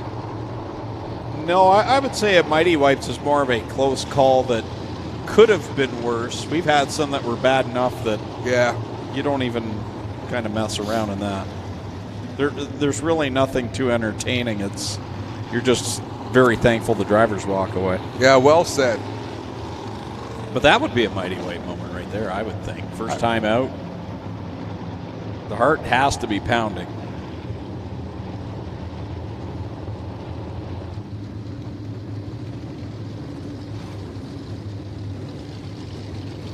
So it looks like that car might have some front end damage. I believe they're going to pick it up from the front end, if I'm not mistaken.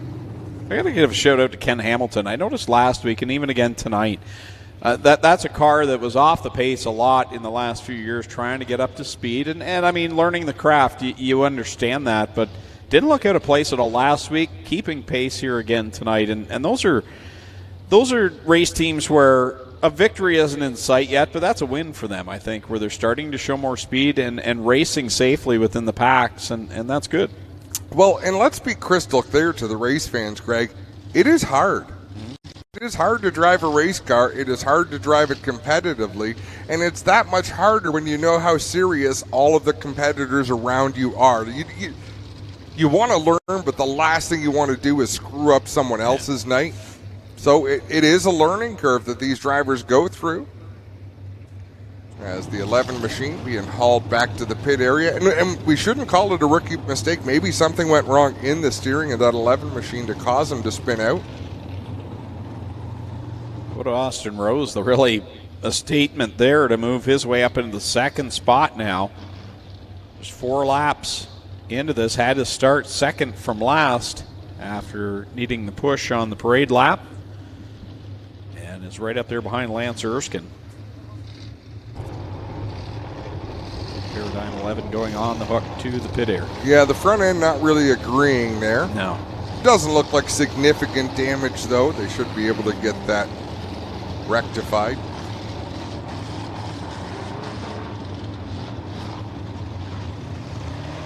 Travis Hofstadter's car doesn't sound all too healthy out there. And now Austin Rose will need to push again.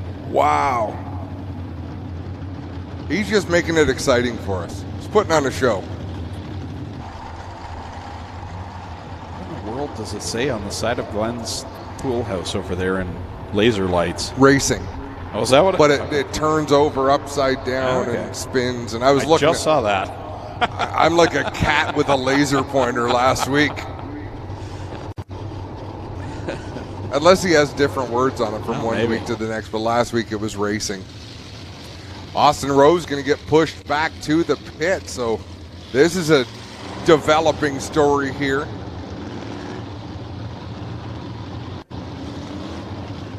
Could be any number of things. A car jumping out of gear, a car stalling. That crew will go to work right away. But as you said, one of the teammate cars to the Oakwood team. They've got a lot of talented crew members back there. Ready to go again. The Cargo Ease restart zone. Lance Erskine will set the pace with Trevor Young, Curtis Gartley in tow. Podwinski back there as well. Erskine launches from the Cargo Ease restart zone directly to the bottom of the racetrack and opens a gap on Trevor Young in the 51. Curtis Gartley up to third in the 45 machine. Tanner Podwinski in fourth, and Ken Hamilton rounding out the top 5. And Erskine wasted no time pulling away from Trevor Young, but good to see Young up there in that second spot. We noted it last week. He was a driver that was in a lot of B mains last year, and so far this year he's got a lot of speed in that 51. Yeah, doing a nice job driving with confidence out there. I mean, just did a great job running the cushion. Nice smooth line on the outside. That's the way you want to run every lap, right? Just find a spot the car is content to drive in and be as smooth as you can as we're on the last lap of our qualifying heats. Lance Erskine in the 80 machine going to bring home the checkered flag. He'll win heat race number 3. Second place to Trevor Young. Curtis Gartley third. Tanner Podwinski fourth. Fifth to Travis Hofstadter, just ahead of Ken Hamilton. And it's Matthew Hill and Victor Bomberry finishing 9th and 10th. Unable to make it to the finish were Austin Rose and Braden Chastney. So qualifying heats are concluded for this evening. No B mains tonight, so we'll get ready for feature racing action in just a little bit. We'll have a brief intermission and we'll take a break here on G-Force TV here at Ohsweken Speedway.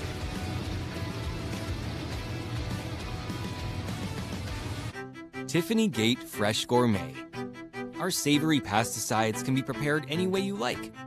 Serve warm or chilled, as a main or as a side. Tiffany Gate Fresh Gourmet. Create your way to great taste.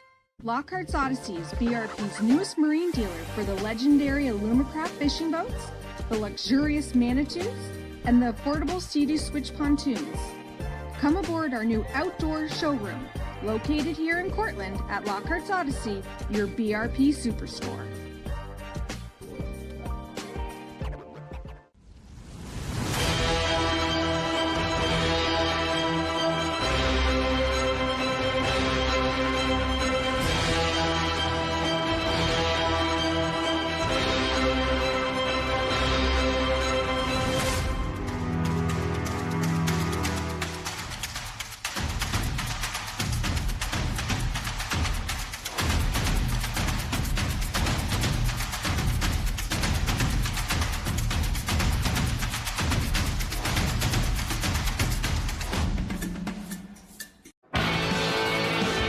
Well, good evening, everybody. Welcome to our weekly race chat.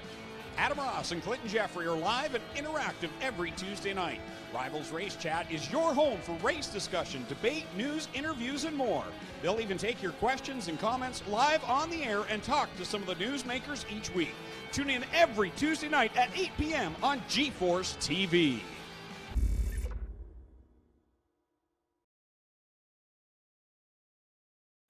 Tiffany Gate Fresh Gourmet. Our savory potato sides can be prepared any way you like.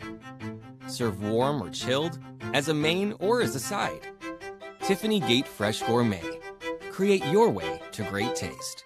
Early man discovered fire, but Quick Wick perfected fire. Quick Wick is the only fire starter that guarantees to start your campfire, wood stove, or fireplace without the need for kindling or paper.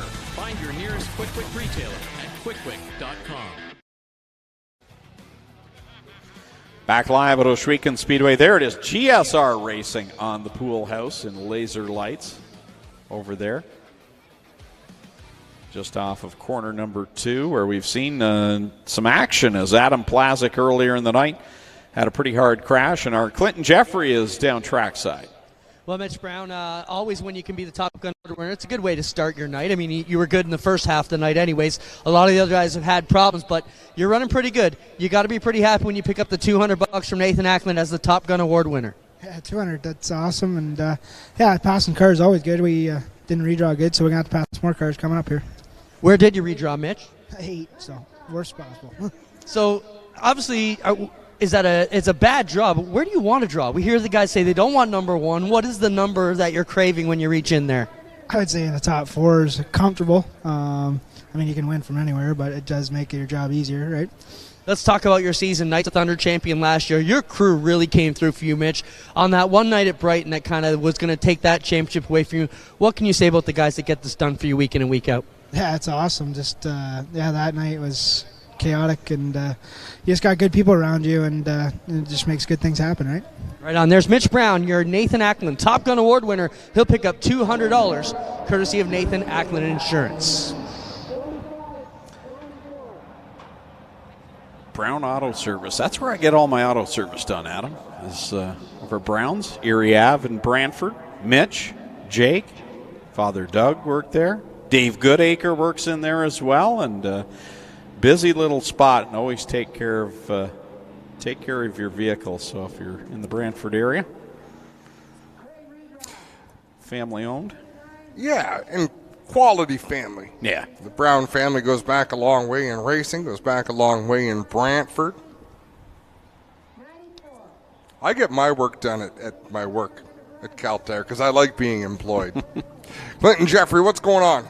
Thanks a lot. I got Brett Stratford, driver of the BS39. Brett, you're the Nathan Ackland Top Gun Award winner for the Crate Sprints. $100 bonus goes your way, consider a courtesy of Nathan Ackland. How's your night been going so far? You got to be pretty pleased with this BS39. Yeah, you know what? The car's been, it's actually been really good all year. I just couldn't get through the ruts last week. Right now I'm kind of on a mission. Want to do good because my boys, they wrecked the GSR cars earlier, so I got to do good. So I'm feeling good this week because I got a really busy week coming up. So let's talk about that, Brett. You're the primary fabricator of these new GSR chassis. I'm sure you were the first one to get your eyes on the car when they brought it back. Aaron's car's totally destroyed, but you got to be real happy with how the cockpit section held up and the car kind of broke away as it should, if you can say that about these cars. Yeah, you know what? It handled pretty good. The internet's going to go fucking mental because, yeah, a couple welds broke, but it broke next to the welds, you know, where they should. It actually did really well, so. We appreciate that, Brett. We'll let you forgive you on your swear word. Yeah, you swore. Get out of here. Brett Stratford, your Top Gun Award winner for Nathan Atkins. Hey, you got to get your picture taken to get your money. There's Brett Stratford, guys. Unfiltered. Well, that's not going to make national television. I think you should. We must have a bleep button. Hey, guys, do we want to look at Adam and Greg in the booth? I'm told we can see what you guys look like. Oh, we have tonight. already. Oh, we have already. Yeah. Okay. Our one for the night's good. I've got my designer glasses on. Well, I think we should show these glasses.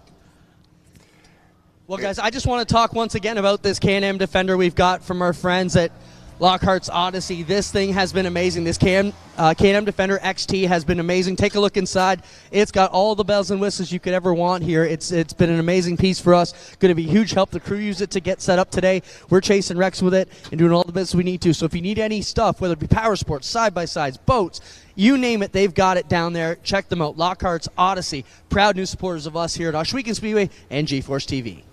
I'm disappointed in my side-by-side.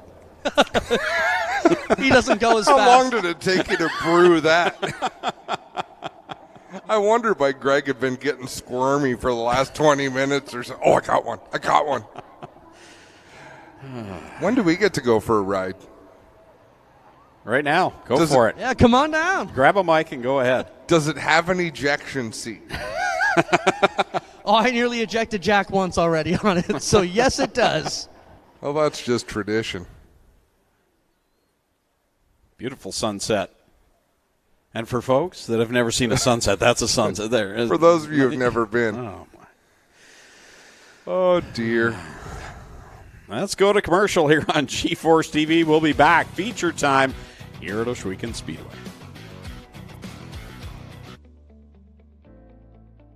I heard about a new product line at NTN called Kize. Can you tell me about it? It's true, Kelly. Kize is NTN's new range of spherical roller bearings protected by steel shields fixed on the cage on both sides. It's an unprecedented solution, and it's exclusive to NTN. Does NTN Kize outperform an open spherical roller bearing? Absolutely. NTN's Kize's metal shields will keep out solid particles, dust, and other contaminants, while also keeping grease in. This results in a longer bearing life, reduced maintenance, and overall increased performance. That's impressive. Will our users need to do anything different during the installation to accommodate the NTN Kize? Not at all, Kelly. NTN's Kize's spherical roller bearings are directly interchangeable with a standard open bearing.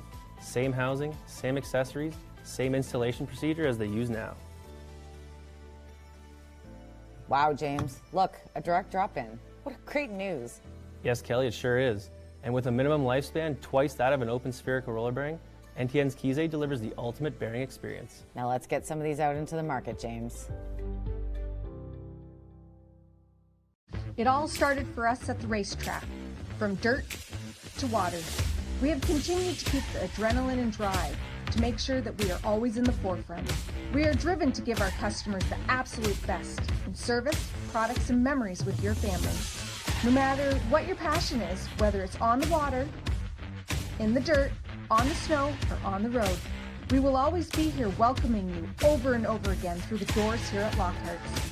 You're not just a customer here, you are part of our team. Get ready to experience the NASCAR Pinty Series Power Hour. Join your host and wingman, Cam K, every Monday night at 7 p.m. on G-Force TV for an hour of non-stop excitement and in-depth analysis of the hottest racing series around. From the latest race highlights to expert analysis and insider commentary, you'll get an exclusive look at everything you need to know about the NASCAR Pinty Series. Tune in for the NASCAR Pinty Series Power Hour, the ultimate destination for race fans everywhere. Get ready to experience. Back live at Ohsweken Speedway, Tiffany Gate Fresh Gourmet presents Friday Night Excitement here on Oakwood Transport Night. Let's send it down trackside. Clinton Jeffrey. Well, guys, we just want to show off this pace truck, but we came back out of it, and we'll get back to you shortly. It is an amazing piece, this ZR2 Chevrolet Silverado. We're going to talk to Rick about it as soon as we get the next chance. It's time to go racing here at Ohsweken Speedway. On the pole for a Thunderstock main event, 20 laps is the distance. Out of Ancaster, the 19 is Kyle Wirt on the outside pole, and the 49 from Hagersville, it's Dave Bailey. Starting third from Burlington, the 97 is Ron Logie. Starting fourth from Victoria, the 84 RK is Ryan Beagle. Fifth from Port Colborne, the 11R is Bryce Richardson. Sixth from Keister Center, the 28 is Jim Lampman. Seventh from Keister Center, his son, Donnie Lampman in the 28D, and on the outside of him from Canfield, the 32 is Mark Fawcett. Starting ninth from Jerseyville, the 53 is Logan Schwedick. 10th from Hamilton, the 25 is Ken Sargent. 11th from Binbrook, the 427 is Tim Phelan. 12th from Hagersville, the 8 is Ryan Dinning. 13th from Caledonia, it's Mikey Bobby, Mike Thorne in the 55. 14th from Thorold, the 196 is Tyler LaFantasy. 15th from Guelph, the 79 is Chris Hale. 16th from Ohsweken, the 93 is Melissa Miller. 17th from Canfield, the 03 is George Grossel. Starting 18th in the 108 from Port Robinson, Zach Bleach. 19th from Tilbury, the 17W is Travis Whittle. 20th from Hamilton, the 43 is Kyle Andrus. 21st from Hagersville, the 23 is Trevor DeBoer. 22nd in the 21Z from Ohsweken, it's Braden Burning. 23rd from Hamilton, the 07 is Scott McPhail. 24th from Brantford, the 13 is Casey Huffman. 25th, it's Al King in the 14, scheduled to roll off 26, but I'm sure he is not. The 41 is Adam Plazik. 27th from Hamilton, the 62 is Brian Passetti. 28th from London, the 76 is Jamie Googe.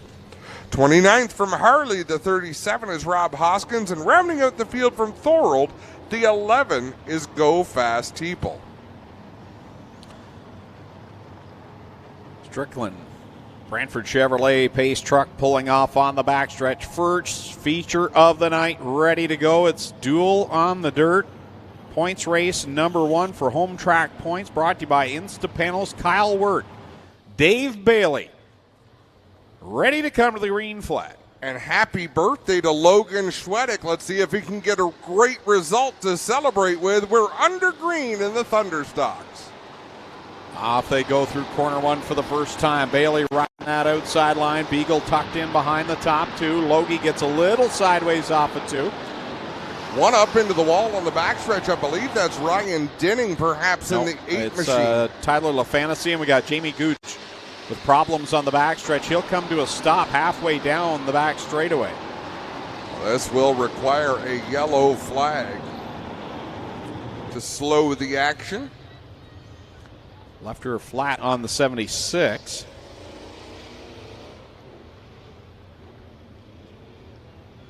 As Tyler LaFantasy had problems down the back stretch as well.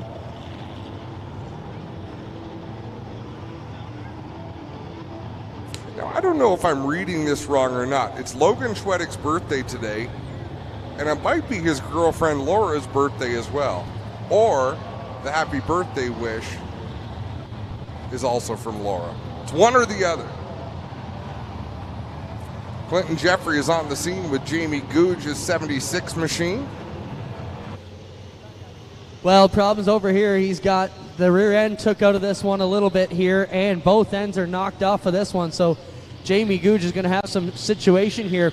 If you look back here, guys, the rear end has been pushed back on the shackles. It's out of the way, so that is not going to roll properly. And they're going to have to take a moment here to figure out how to get this one out of here, guys. Yeah, which end do you want to pick up in a situation like that? Jamie Googe, the driver from London, Ontario.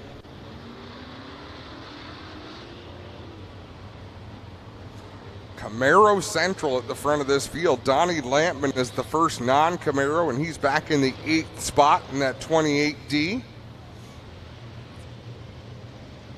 Of course, Chris Hale in the 79, also in a metric chassis. He makes those cars get around pretty good, Greg. Yes, he does. I've got to correct myself on Logan Schwedek earlier with the sun blaring in her eyes. I thought that car was white, but it's silver. Really? Yeah. I meant really? You thought it was white? I really did. A buffoon can tell that's silver. Well, I'm a buffoon then. No, I said a buffoon could tell it's silver. You could. I'm less than a buffoon. Yes. I'm a baboon. I just think that's not fair to baboons. There's no winning. Well, knowing is half the battle. That takes us back.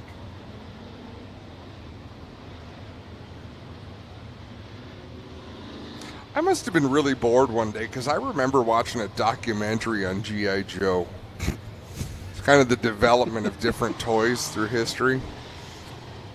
Can't tell you any interesting story. I didn't listen that close. I just remember it was one of the topics. So you're welcome. Beautiful segue into nothing. Anecdotes are my specialty. Anecdotes. So they'll very gingerly take Jamie Gouge's 76 back to the pit area. Dave Bailey out in front, Kyle Wirt in the second spot. Last week's winner, Ryan Beagle, right there in third. Ron Logie, fourth. Now, last Monday night, Merrittfield Speedway hosted a special event. It was $2,500 to win for the Thunderstocks. Ryan Beagle failed to qualify through the heats, had to go through the cons. He started 20th in that 75-lap race. Caught up to Dave Bailey and passed him. That doesn't happen very often, Greg.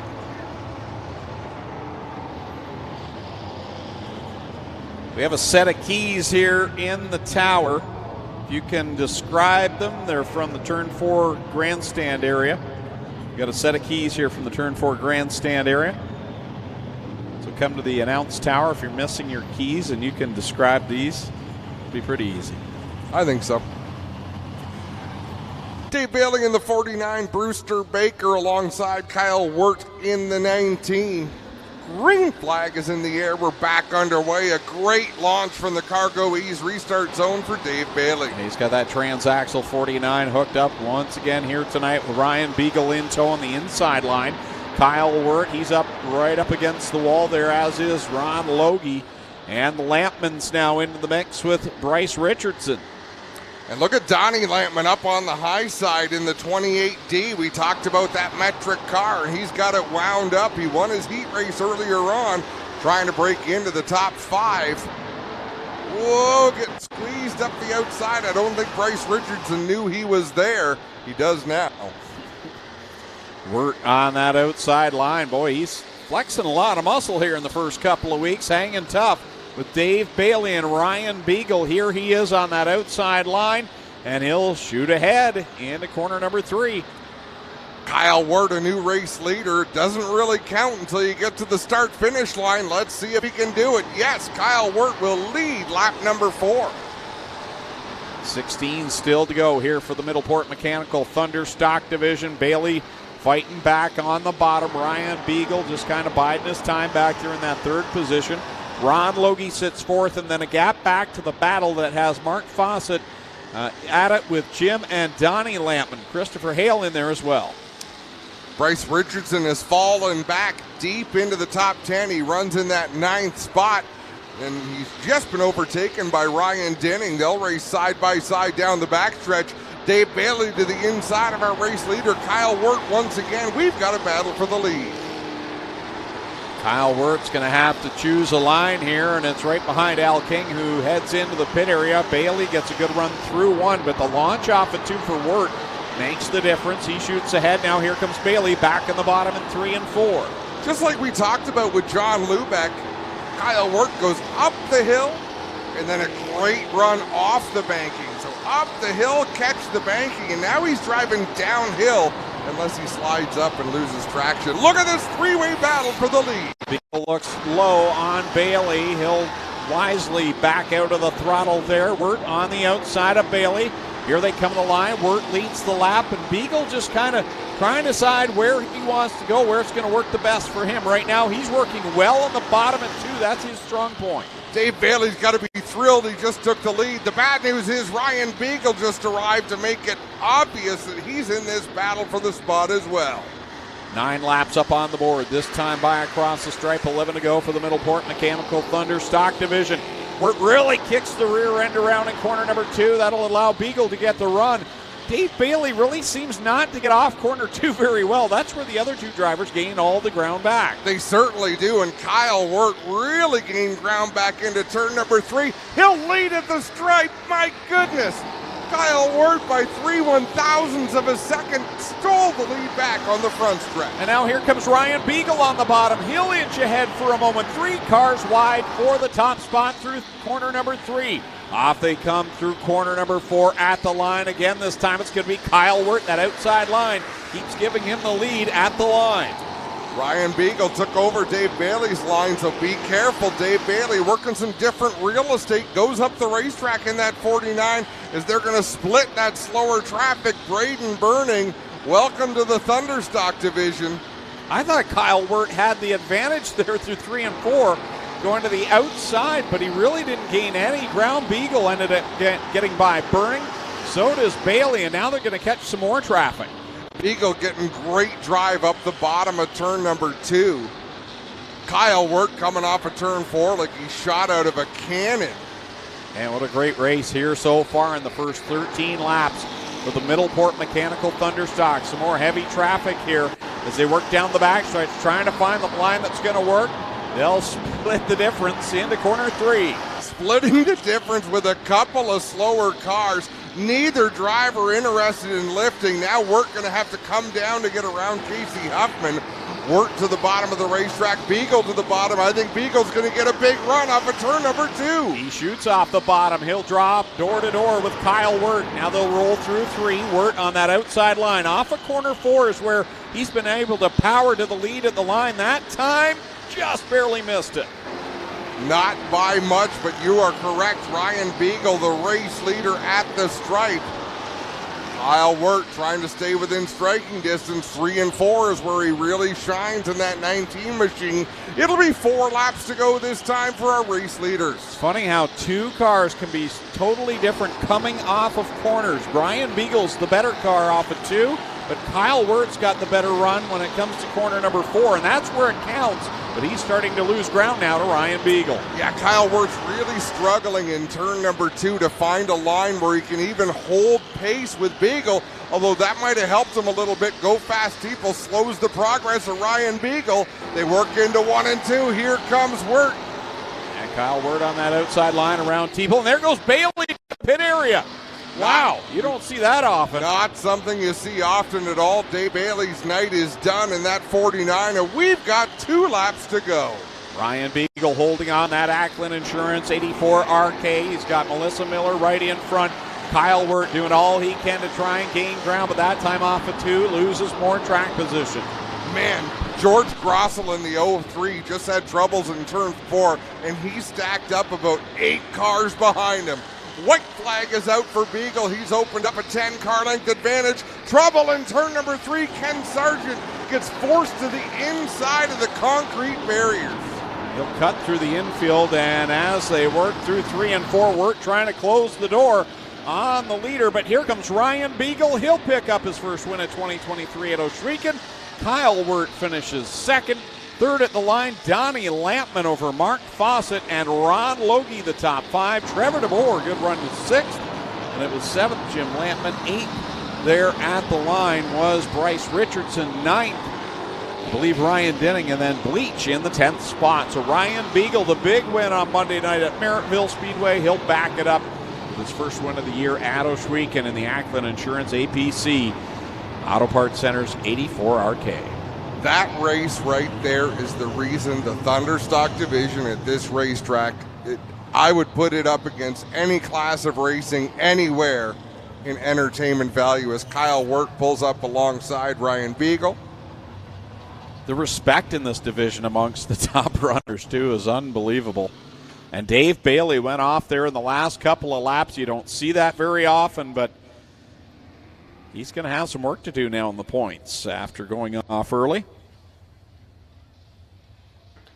Quick victory lane is filling up. Ryan Beagle going to park it in the center where the winner always stops. And the TrueNorth.bet Victory Lane interview about to take place with Clinton Jeffrey as we fly among the Lone Wolf fireworks. Thanks, guys. Ryan Beagle's already got the helmet off. He'll hang it on the hook and get ready to climb out here into Quick Victory Lane, and we'll get our TrueNorth.bet Victory Lane interview underway with our Thunderstock feature for the night, Ryan Beagle.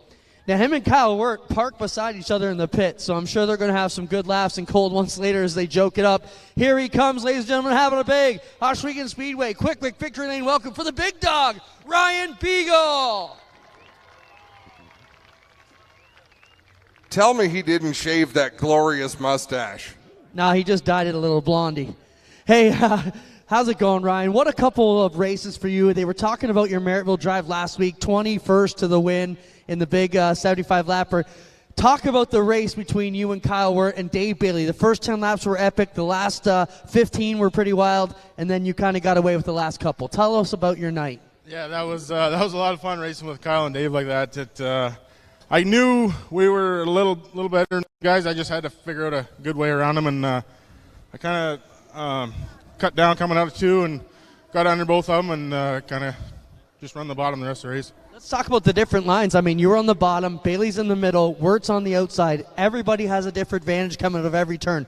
Looks like a lot of fun. It is, yeah. There was a dry patch coming out of 2, and those guys were both hitting it, and I would get a little lower than it, and that's what gave me the drive to get under them, so that was perfect. Congrats, Ryan, your winner. Ryan Beagle gets it done. Adam, give me 1 second. I'll get in here with second. The big dog, Ryan Beagle, another driver who pound for pound can go with anybody at this place in one of the finest fire suits you'll ever see, Clint. Kyle Wirt, Kyle, what a drive. I mean, I was just talking, you and Kyle, you and Ryan parked beside each other back there in the pits. It must have been a lot of fun out there. Looked like a heck of a good time. Yeah, me, Ryan, Logan, we all parked beside each other. Got a great group of friends back there, and I can't complain. It's awesome. Let's talk about the start to your season. This 19's been running really good in 2 weeks. Yeah, I think I have always had a fuel issue, and I think I figured it out over winter. So got to thank all the sponsors for hooking me up with the damn parts, and we're out here. Looking good. Kyle Wirt, second, guys. You 1 second. We'll get in here with third. Nice job by Jack to get a good look at that fire suit. Clint's running around like a chicken with his head cut off, but that's what he does down there. He's with third place, Donnie Lampman. Donnie, congrats, man. You are a high five winner from some bonus cash to start the night. That's always cool. Let's talk about your drive. Solid run here, man. Yeah, it was great. The track's been really good, bar being just a little bit rough, but we're getting some good grip into it, and that works well with the metrics like this. You know, I got a great car under me. I got a great team behind me to support me. Some people in the pits. They're doing an amazing job of keeping this thing running fast. And, you know, some great guys to run with. I mean, Beagle was checked out. I didn't even see him anymore. Kyle, same thing. They were gone. But, I mean, it's a great facility, you know. Right on. Donnie Lampman third. Kyle Wirt second. And your winner here, the Thunderstocks feature on Oakwood Transport Night, the big dog, Ryan Beagle. We'll be right back live here on G-Force and Rev TV.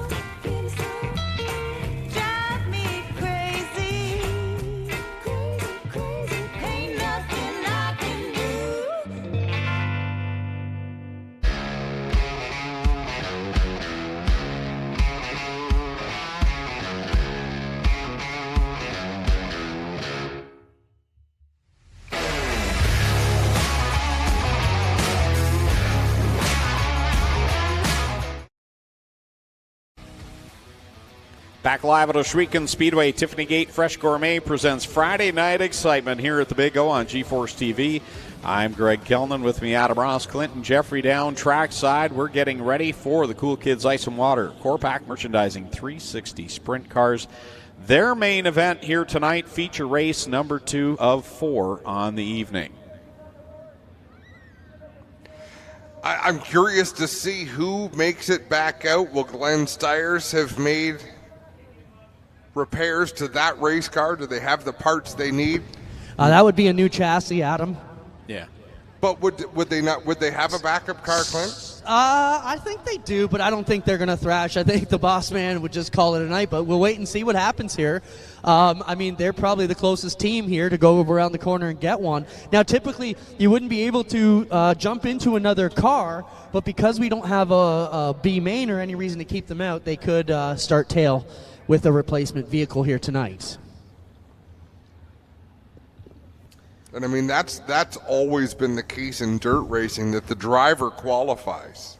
Like, how many times did we see Alan Johnson or Danny Johnson qualify one car and come out in a completely different car and still go out there and run at the front of the field? I have a question for you two announcers. Are we allowed to pass off the announcer's curse to another announcer? Because Joe Chisholm Sr. messaged me tonight and said, Glenn looked good in hot laps. Tonight might be the Zeros night, and it was definitely not the Zeros night. So, Joe, you get that curse.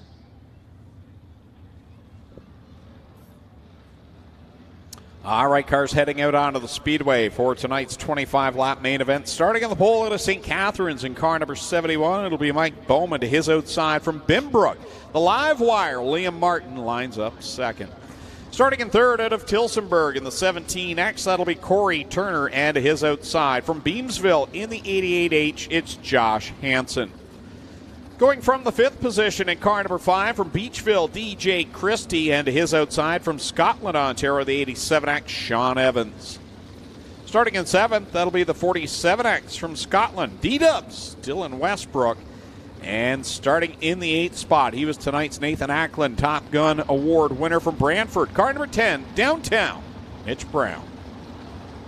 Starting in the 9th spot out of Niagara Falls in car number 70, it's Bailey Hurd. And his outside from Brantford, the 49L, that's Lucas Smith. Starting in 11th out of Freelton, the 12DD, that's Darren Dryden. And rolling off in the 12th position from Fenwick in the Tyler Powell 77T tonight, that's the Red Rocket, Jim Hoopinen. Rolling off 13th out of Dorchester, car number 1, it's Holly Porter to her outside. From Thamesford in car number 7, it's Eric Gledhill. Rolling off 14th, 15th from Tonawanda, New York. In the 7NY, it's Matt Farnham. And going off 16th out of Caister Center, the 11 of Jamie Turner. Starting at 17th is Scott Hall out of Wilsonville in the 94X. His outside in the 18th spot, that'll be Derek Jonathan out of Lewiston, New York in the 81. Kevin Pauls will roll off next out of St. Catharines in the 46 machine. And then Ryan Turner to his outside out of Dunville in the 15 machine. And then the back 3 spots, John Burbridge from St. Williams. He'll go off 21st in the 21. Travis Cunningham out of Grimsby in car number 90 starts 24th. And Alan Downey from, the 23rd spot for Alan Downey in the 19D. Trying to scoot out those 2 drivers, Aaron Turkey and Glenn Stiers, that we knew for sure wouldn't be out there. Earlier on, I mentioned Holly Porter, the only GSR car left in the field, but of course Mike Bowman out of the GSR stables as well, so got to correct that. They've got 2 cars there, and we'll send it down trackside to Clinton Jeffrey. Thanks, guys. Ones to watch tonight. The one car we're going to keep our eye on will be the 88H of Josh Hansen. On the podium last week, 2 feature wins last year. Keep your eye on this youngster. He really knows how to get it done. In our Julie Swayze, number 88H, he's our one to watch, the J&E Towing. Josh Hansen, brought to you tonight by Lockhart's Odyssey. I concur with that. An exciting young driver. We've got a lot of exciting racers. Really wish Nick Sheridan was out here racing with us. They hurt their engine on practice night. Hopefully they can get back to the racetrack fairly soon. We are just stacked with talent, stacked with youthful energy, and just enough veterans to make it exciting. Glenn Stiers, Jim Hoopinen, drivers of that ilk. Would Mitch Brown be? He would have to be a veteran by now, I think. Yeah, he would. He would be. Derek Jonathan, as you mentioned. I mean, really, Corey Turner's getting in that realm, is he not? Yeah, I would and say. Ryan. I would say. Great to see some of the Americans coming back up to join us. Matt Farnham, Derek Jonathan. It's been a grind. 2019 was the last time, Greg, that they were regularly coming up here to play with us on a Friday night. All right, white flag displayed. We'll go green flag racing next time by. Strickland GMC Pace Truck pulls off on the backstretch. Mike Bowman, Liam Martin on the front row. Dave Hunsinger with green flag in hand. Ladies and gentlemen, you came looking for a show? Well, here you go. Let's end all the anticipation as we bring to you our feature presentation.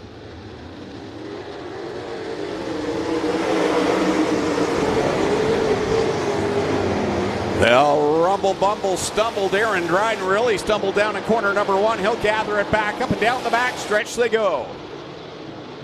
Liam Martin got a great launch on that outside. Mike Bowman tried to get back around him, but Martin just too strong. Remember the dry spot that Ryan Beagle talked about there in turn number 2. That'll affect these sprint cars as well. So Liam Martin out in front, Mike Bowman hot on his heels. Liam Martin looking for redemption. 1 week ago took a vicious ride down in corner number 4. He's out in front, slips up in corner 2. Here goes Mike Bowman by in the Dynablast 71. New race leader is Mike Bowman, but Liam Martin right on his tail tank as Bowman wobbles there in turn number 4. Bowman continues to lead the way. Martin struggling with the nose of that 9 machine.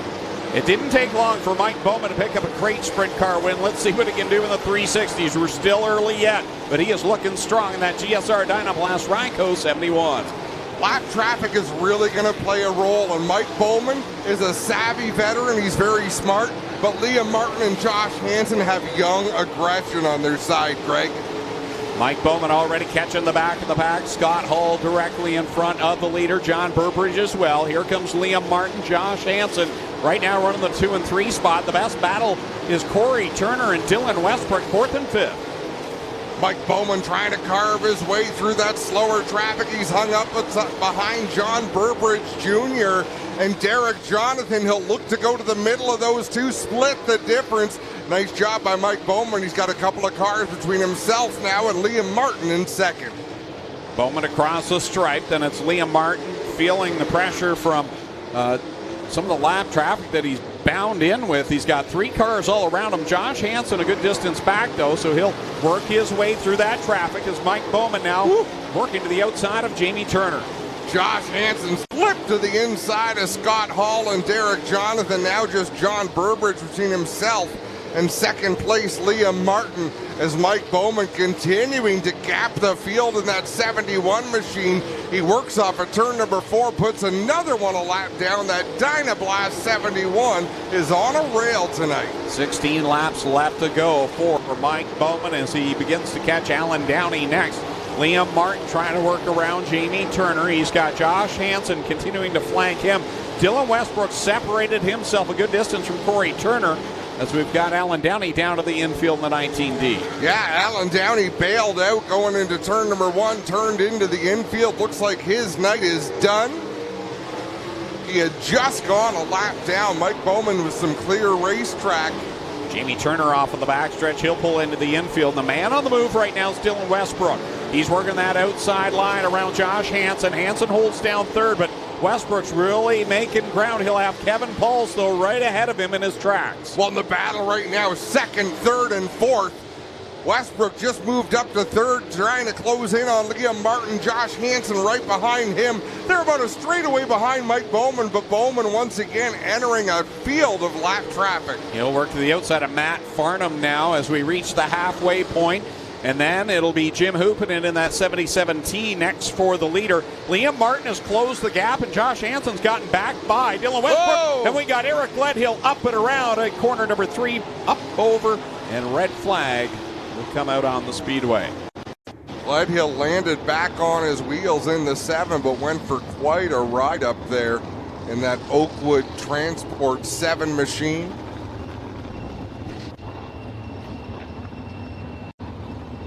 infield will come to a stop here on the front stretch as the safety crew will come to the attention of Eric Gledhill in the Oakwood Transport car number 7. And that feature race went a long way. Great racing. Everyone keeping things under control. We lost Ellen Downey in the 19D, Jamie Turner in the 11 to the infield. Clinton Jeffrey has arrived on the scene of the Oakwood Transport number 7. Clinton Jeffrey, how are things looking over there? Well, not too great for Eric Gledhill. You can see the front axle's all bent up and broken here. He's got a nose wing, top wing's damaged, and a left rear situation here. It's at least flat, if not a few other problems. Eric going to climb out of the car here in a moment. We'll get a word with him as he's taking a look around, but I think he's got some serious problems that won't be fixed here in 2 minutes, guys. No, every corner of that race car needs to be addressed, so that's a tough one to get repaired, but as the true racer he is, having a look around to see what he can see. We have a replay here. Man, this front stretch camera has caught everything tonight. Hit a rut. Man, that was a ride. Hit a rut, and it lurched the car hard to the right, Clinton, and then it dug in on the left side. I got him here. Eric, are you okay? That's the first question. Yeah, no, I'm fine. Hate to see it for the car, and all the hard work goes into it. Just caught another one of the massive ruts out there, and away she went. Good to see you still smiling a little bit. Tough break for Eric Gledhill, rookie here in this 360 class. One of the classy guys here. We're happy to bring up to the top division, guys.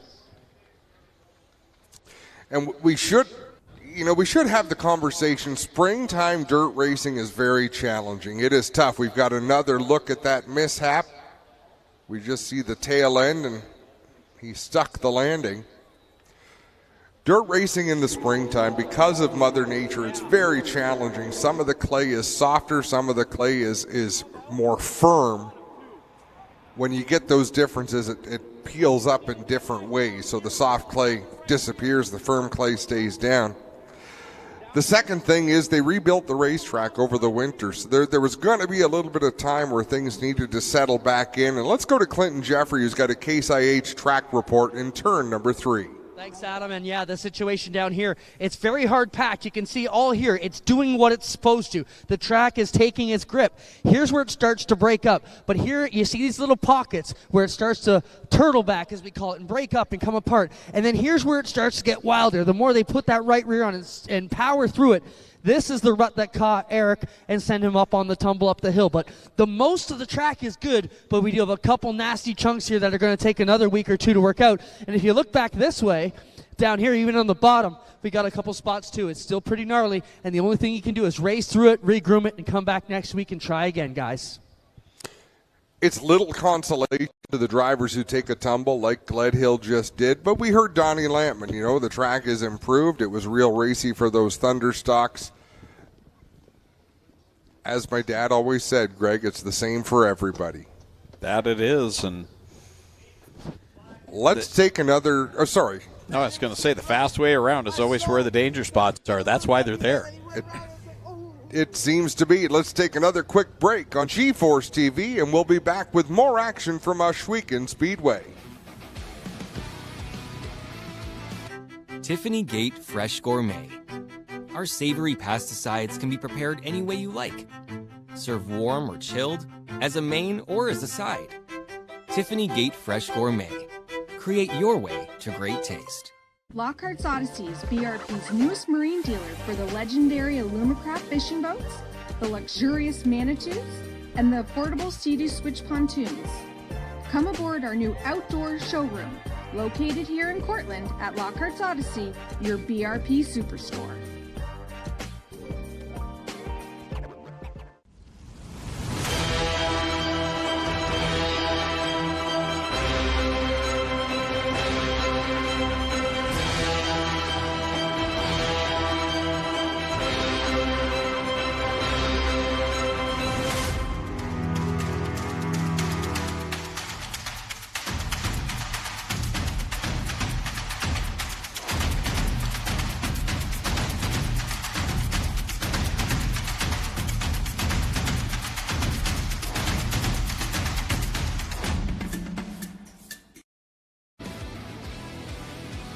Tiffany Gate Fresh Gourmet presents Friday Night Excitement from Ohsweken Speedway.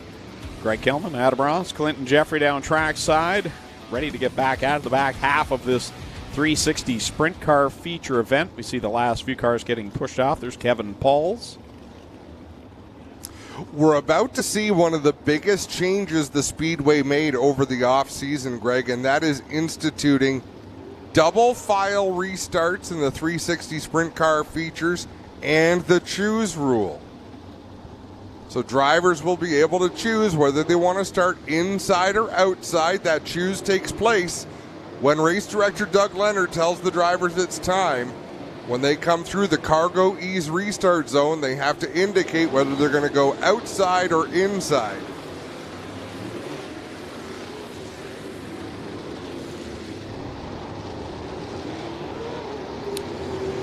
Clinton's pretty good at working his magic with Doug Leonard over the radio. I guess they just did the choose. They couldn't have done the choose because that was ragged.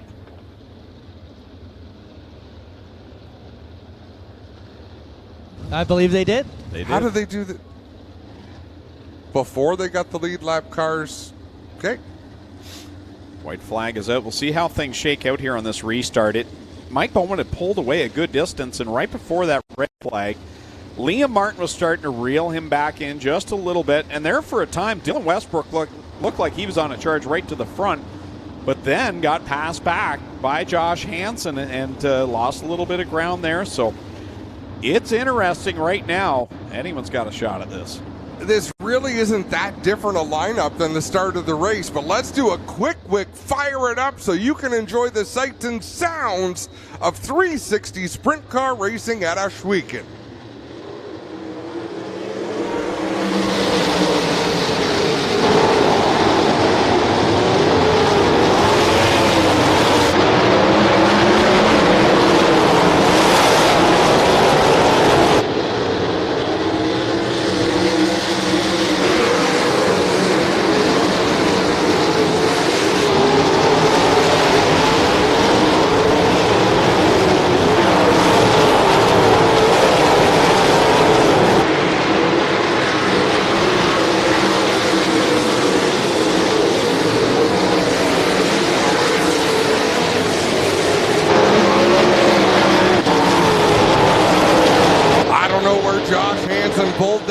From Greg, but a beautiful slide job in turn number 4 puts the 88H into the lead.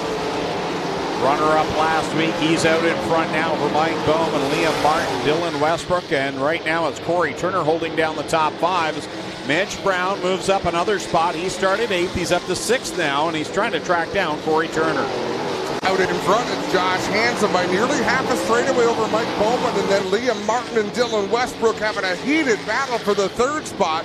Martin using the middle groove, Westbrook entering the corner on the outside, then coming down the racetrack just a little bit through the center. See the battle between Liam Martin and Dylan Westbrook heating up. That's a spot number 3 being contested right now as Westbrook shoots by Liam Martin. They come off before the cars both juke around a little bit to put Dylan Westbrook to 3rd. Josh Hansen gets around John Burbridge Jr. He continues to gap Mike Bowman, working through 3 and 4. 5 laps to go. He'll work to the outside of Derek Jonathan down in corner number 1. Gets some lap cars between he now and Mike Bowman. Dylan Westbrook working that outside line in the 3rd spot. Martin and Corey Turner holding down the top 5. The battle for the 6th spot is Mitch Brown, Sean Evans, DJ Christie. Good little fight going on there. Great battle as DJ Christie puts it up off the end of the banking in the 5 machine. He loses touch with that battle between Brown and Sean Evans. Leader across the line now with 3 laps left to go. It's all Josh Hansen on that restart. Got by Mike Bowman. And Mike Bowman's going to feel some pressure from Dylan Westbrook here in a lap. The only thing between Josh Hansen and victory is a gaggle of slower traffic he's going to have to contend with as we watch Dylan Westbrook close in on Mike Bowman. Great battle for the 2nd spot. 2 laps left to go. White flag this time by Josh Hansen as he'll sail it off of corner number 4. The fight is on for the 2nd spot. One more trip around the Jubilee Swayze Remax 88H. Dylan Westbrook's car is not cooperating, but that's not slowing him down one bit. Josh Hansen through 3 and 4 for the final time. The driver to watch is going to watch the checkered flag fly here at Ohsweken. Hansen gets the win. Bowman holds on to second spot over Dylan Westbrook. At the line, it's Liam Martin. Third, Corey Turner. Fourth, Liam Martin. Fifth goes Corey Turner. And at the line, I believe it's going to be Mitch Brown. Sixth, seventh goes to Sean Evans. And then we'll have to take a look at scoring for the rest across the line. DJ Christie got 8th over Ryan Turner, and Matt Farnham completes the top 10. I almost wonder if Bowman developed a problem. Did you see how quickly he slowed as they crossed the checkered flag? He ducked down low and let out of the throttle quickly in the 71 machine. Last week it was Dylan Westbrook dominating, and then Ryan Turner picked up the win. Ryan ends up in 9th tonight. Dylan Westbrook back in 3rd, but the guy that's going to come out, I believe, with a point lead, the guy that finished 2nd last week at the win tonight, there he is, Josh Hansen, the 88H, the J&E Recovery Julie Swayze Remax machine. We'll head down to Quick Wick Victory Lane under the fireworks of Lone Wolf Fireworks. Check them out for all your fireworks needs. What a beautiful sight down there in Victory Lane. 3 meticulously prepared race cars. Josh Hansen, young man out of Beamsville. Mike Bowman, a new convert to sprint car racing, a standout with some big wins in dirt modified racing, showing well in these 360 sprint cars. And of course, Dylan Westbrook, the winningest 360 sprint car racer in the history of Ohsweken Speedway. And we send it down to Quick Wick Victory Lane with Clinton Jeffrey.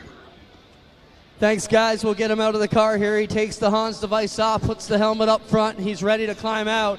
He was our Tiffany Gate Fresh Gourmet ones to watch, and he made us look good. Josh Hansen on the podium last week. 2 feature wins last summer. Gonna climb up there and salute the fans. Here he is. How about it for Josh Hansen?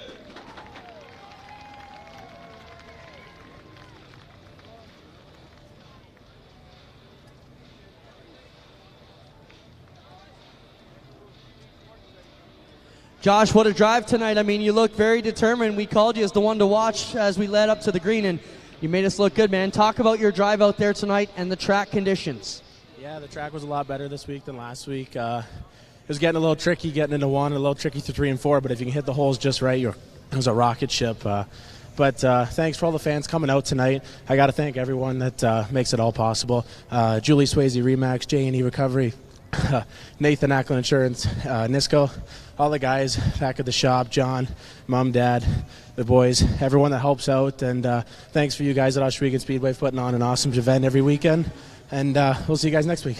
Josh, you've been a great winner here. It's great to see you grow up and be a classy guy. Josh Hansen, our winner tonight. We'll get over here and talk to Mike Bowman. Mike, solid run for you. You led that one for a while, but you nothing to be ashamed of tonight. As a rookie here in this division, 2nd year in sprint cars, you look really good out there tonight. Yeah, honestly, that was a pretty gnarly racetrack. Huge improvement over last week. So hats off to the track crew there. Really enjoyed that halfway break there to catch my breath because I was working my ass off. Right on, Mike Bowman, 2nd place here tonight. We'll get over here and talk to 3rd place, Dylan Westbrook. D-Dubs, what a run for you tonight. You had a good run, but, man, you just need a better starting spot, I think. Out there on fire, kicking it up the top, giving it all you had, man. Yeah, it was really good. It's a little bit hard to pass tonight, but and the competition is real good too. So it's kind of a disadvantage starting at 7th, but a lot of fun. The track was pretty racy. You could run top and bottom, and had lots of fun. Congrats on the guys that won, and come back next Friday and try it all over again. Now, Dylan, there was a time when you were dominant here a couple years ago. Would you say the level of competition here has improved since the pandemic? Oh, for sure. All these guys, I'd take them anywhere, and they'd be just like top guys out there. So Ohsweken, it's not just like a local 360 track anymore. Like all these guys, they can go anywhere and be competitive. Right on. Dylan Westbrook 3rd, Mike Bowman 2nd year winner. Josh Hansen. We'll send it up to Adam, who's got a couple calendars to tell us what's coming up. Yeah, going to look at the track calendar as well as the G-Force TV calendar. A lot of similarities on those two. So upcoming events on our Quick Fire Starter calendar. June 2nd, Runway Energy presents Friday Night Excitement. Wall of Fame night's actually been moved back to July, so you can enjoy that 6 weeks down the road or so. On June 9th, Cormark presents Late Model Open Late Models. duel on the dirt for the Thunder Stocks and Mini Stocks, and of course the Crate Sprints will be in action as well.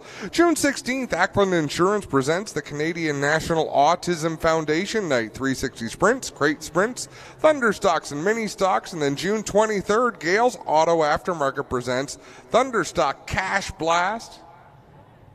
That'll be a 50-lap event. Race of Champions Sportsman Cars, they always put on a good show here. Crate Sprint Cars, Thunder Stocks, and Mini Stocks. Shifting gears to your G-Force TV calendar. Tiffany Gate, Fresh Gourmet, G-Force TV schedule. June 10th, we head to Flamborough Speedway for the APC Series. The following weekend, the APC Series is at Peterborough for 100 laps, along with the Quick Super Stocks. That'll be a phenomenal show on June 17th from up at Peterborough Speedway. July 1st, the APC Series, Canada Day 100 at Delaware Speedway. And, of course, don't forget every Friday night on G-Force TV, Friday Night Excitement at 7:30 p.m. And if you're enjoying us on Rev TV, just make sure you tune in next week at the same time. You're going to see some fantastic short track racing.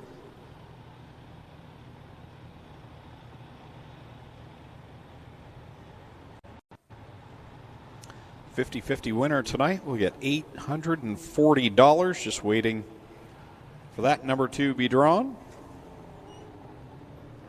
I could stand $840. HRW Automotive Mini Stocks ready to go with their feature event. 15 laps of distance. Paul Longboat on the pole. He's from here in Ohsweken. The 188 is outside. Fabio Oliveri in the 16. He's from Ancaster. Starting third, last week's winner from Hagersville, the 23, Dusty DeBoer.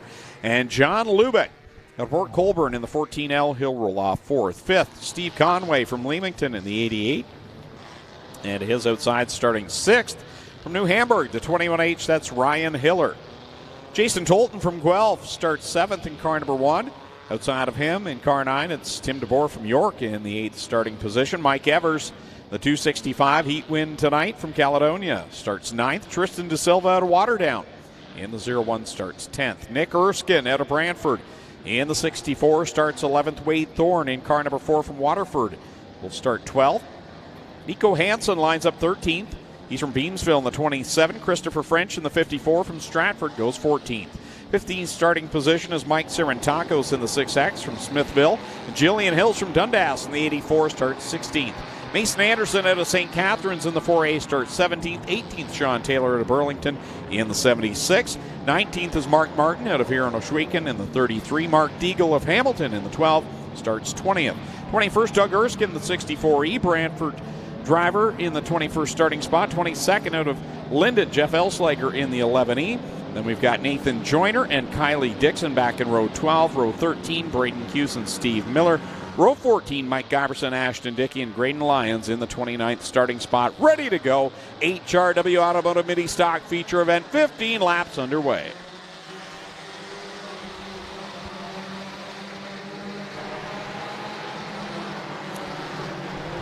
Good clean start as the field works off at turn number 2. Down the back straightaway using any one of about 8 different available lanes down the backstretch into turn number 3. One car squirting way up high, Fabio Oliveri off the exit of turn 4, and there is not enough room for Tristan De Silva, Nick Erskine, Fabio Oliveri, John Lubeck, and Steve Conway to go side by side into turn 1. Trouble for Conway. He had a great-looking run in his heat race earlier tonight, and his feature will end after just one lap on the racetrack. Heartbreaker for him, and that's, close call there again with Tristan De Silva there. That pack behind the top 3 has been all sorts of excitement. Wow, Nick Erskine gets a bit of a bump from Fabio Oliveri after sliding across the racetrack up into his lane. Jason Tolton with a good run into turn 3, good run down the backstretch into turn number 3. As I struggle to find my words. Tristan De Silva's got a flat, I think. Oh, boy. That's been brewing for the last 2 laps. Yes, a contender for our Mighty Wipes moment of the night. Tristan De Silva doing a speed wobble. with a flat right rear tire. He will take that Let's Landscape Together, number 01, back to the attention of his dad, Mark De Silva.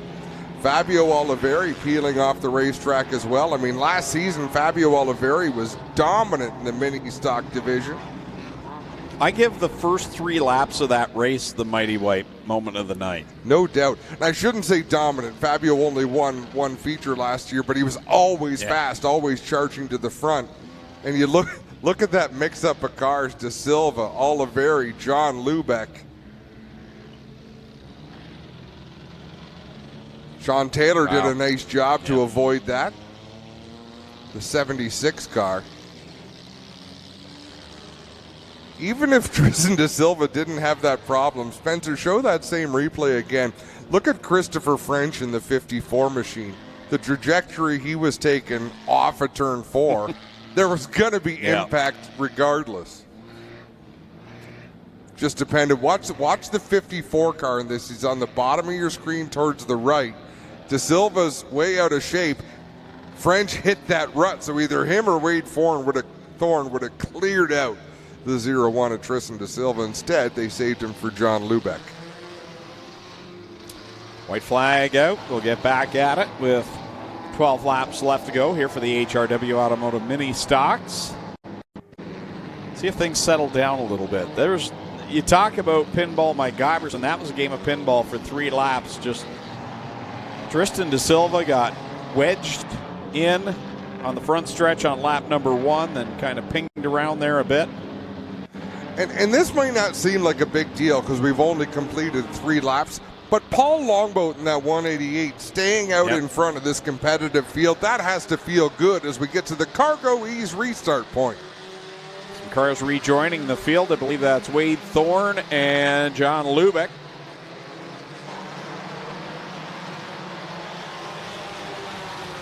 Oh, they blended in about halfway through the field there. Worked out well. I can't see Doug Leonard overlooking that, but we will see as DeBoer continues to lead the way. Lubeck out towards the wall in corner 4, now gathers it up. Something not right on the 14 machine.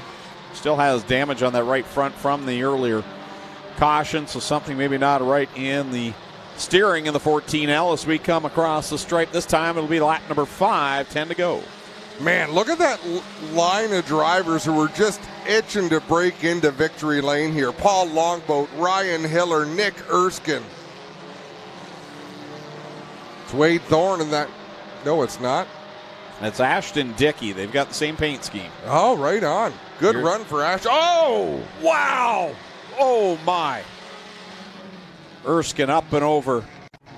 And Doug Erskine comes to a stop right behind son Nick Erskine.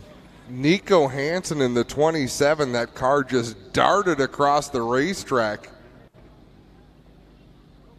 There was nowhere for Nick Erskine to go as the safety crew was on the scene chatting with the young man from Brantford who drives that 64.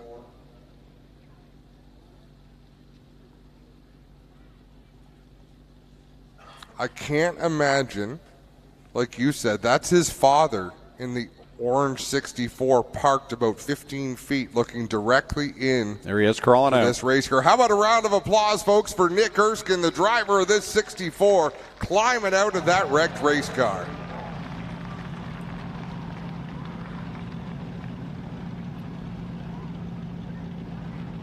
You know,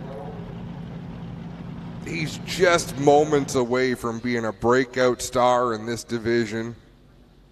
Once he gets his first win, I think we're going to see him gather them by the handful. But they've got their work cut out for them. That car is pretty messed up on the front end, and that was about as nasty as a rollover as you'll see in the mini stocks. Well, and it starts with a vicious impact. Like Nico Hansen's car shot across the racetrack.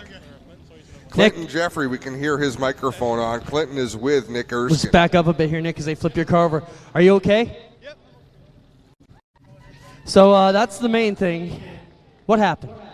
I I'm not sure. Like I was having a good run, and I was running about fourth, and the next thing you know, I get slammed. I don't know if it was the left rear or the right rear. I just got slammed on a door, and the next thing you know, I'm upside down. So, rough start to the season, but hopefully we'll get it back for next week or whenever. So, unfortunately, but the way she goes.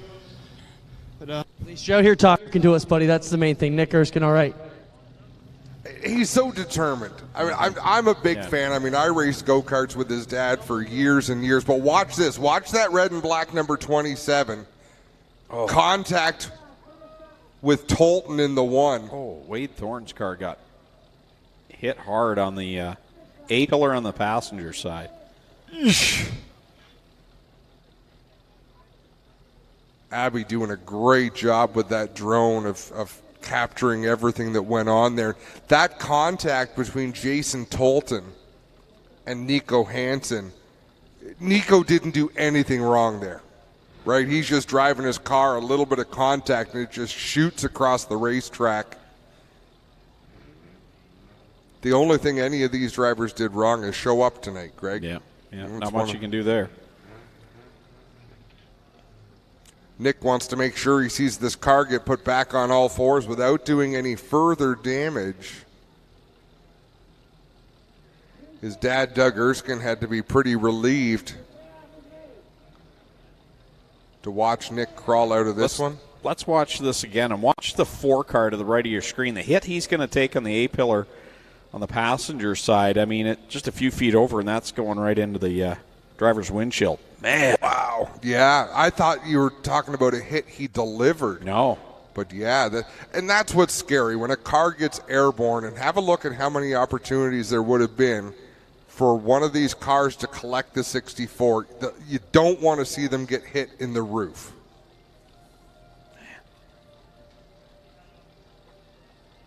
These cars anymore are pretty well put together. But that car might be pretty well used up. Yeah. Arnott's Automotive, let's give a big shout out to his supporters, getting him to the racetrack,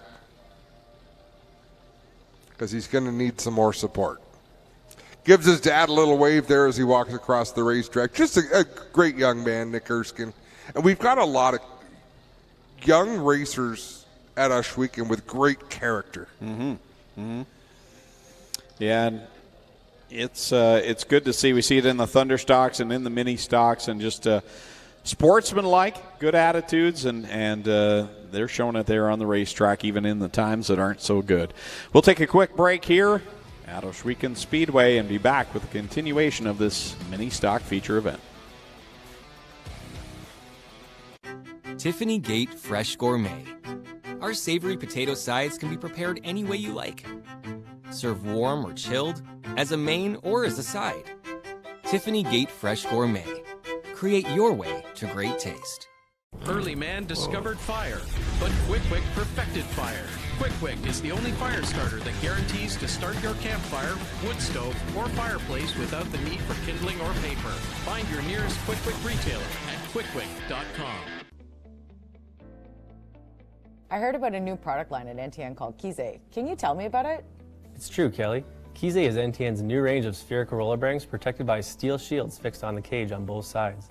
It's an unprecedented solution, and it's exclusive to NTN. Does NTN Kize outperform an open spherical roller bearing? Absolutely. NTN's Kize's metal shields will keep out solid particles, dust, and other contaminants, while also keeping grease in. This results in a longer bearing life, reduced maintenance, and overall increased performance. That's impressive. Will our users need to do anything different during the installation to accommodate the NTN Kize? Not at all, Kelly. NTN's Kize spherical roller bearings are directly interchangeable with a standard open bearing. Same housing, same accessories, same installation procedure as they use now. Wow, James. Look, a direct drop-in. What great news. Yes, Kelly, it sure is. And with a minimum lifespan twice that of an open spherical roller bearing, NTN's Kize delivers the ultimate bearing experience. Now let's get some of these out into the market, James. It all started for us at the racetrack, from dirt to water. We have continued to keep the adrenaline and drive to make sure that we are always in the forefront. We are driven to give our customers the absolute best in service, products, and memories with your family. No matter what your passion is, whether it's on the water, in the dirt, on the snow, or on the road, we will always be here welcoming you over and over again through the doors here at Lockhart's. You're not just a customer here, you are part of our team.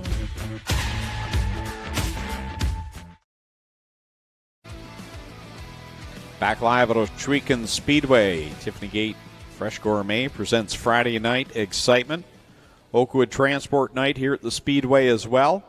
As we see Nico Hansen's number 27 getting pulled now to the pit area, and it was his car that juked to the right and caught the left rear of Nick Erskine and sent him for a wild, wild ride. We'll see it again here. This one's going to be watched for a long time to come, I think.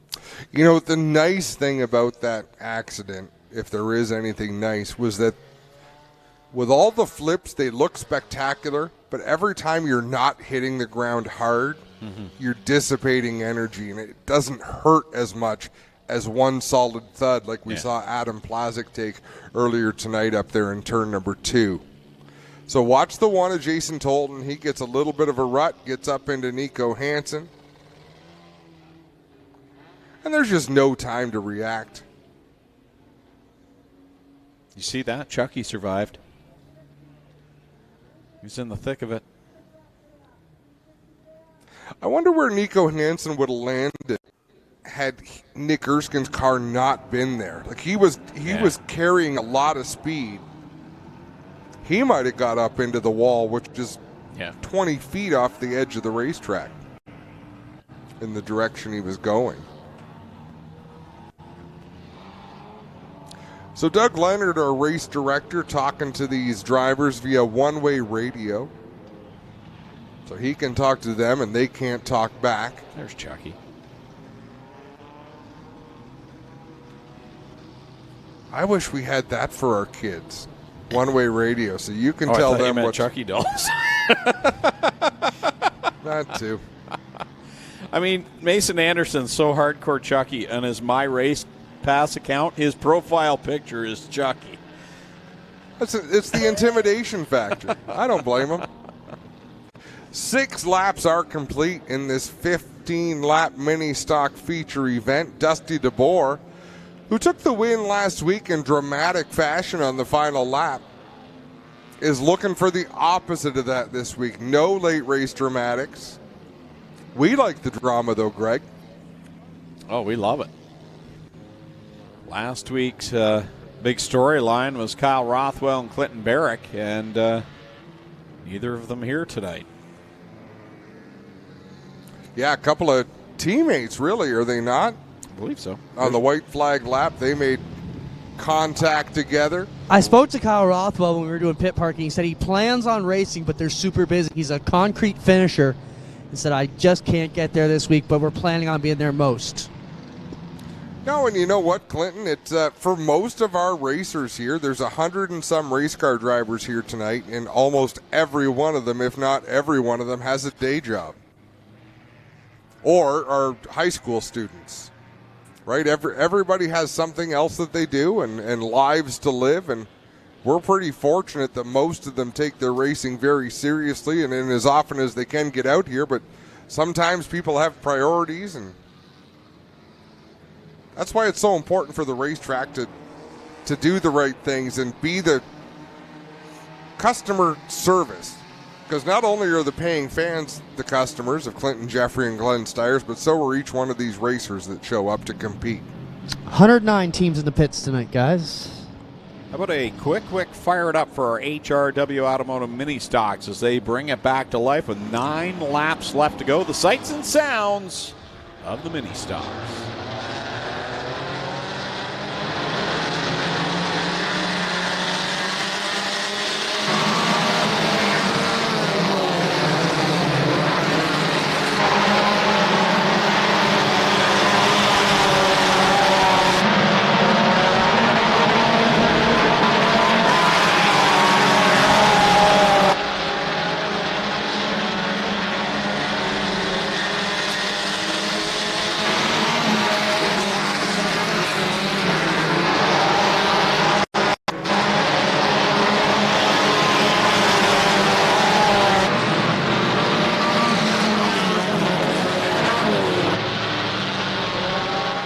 Got to call out Ashton Dickey in the heats. That car looked like a handful. He went off early, and definitely something was wrong. But here he is challenging for the lead in that 1A machine. Down onto the inside of Dusty DeBoer, last week's winner. They'll go door to door down the backstretch. Ryan Hiller works his way up to third in that black number 21. He's looking to make his way and make it a 3-car battle at the front. Basically, 6 cars have pulled away from this pack, all of them in contention. And Jeff Elslager also up in the 6th spot. He started 22nd tonight. So a good job by the driver, the 11E, as he closes ground on the top 5. Dusty DeBoer bounces that back end through 3 and 4. That opens the door to Ashton Dickey working the inside of the racetrack. Dickey will tuck back in line and try to find another opportunity to battle for that lead. Dusty DeBoer looking to remain perfect here in 2023 in that Tim Sonato number 23 machine. He'll cut down to the inside of Braden Cuse, the lap car with Ashton Dickey, Ryan Hiller in tow. Whoa, right in front of the race leader. Kylie Dixon slows. Oh, longboat into DeBoer. There goes the right rear, I believe, on the 23. Longboat's left front crumpled up. Kylie Dixon's car torn up. What heartbreak for Paul Longboat. Having the run of his career in that 188.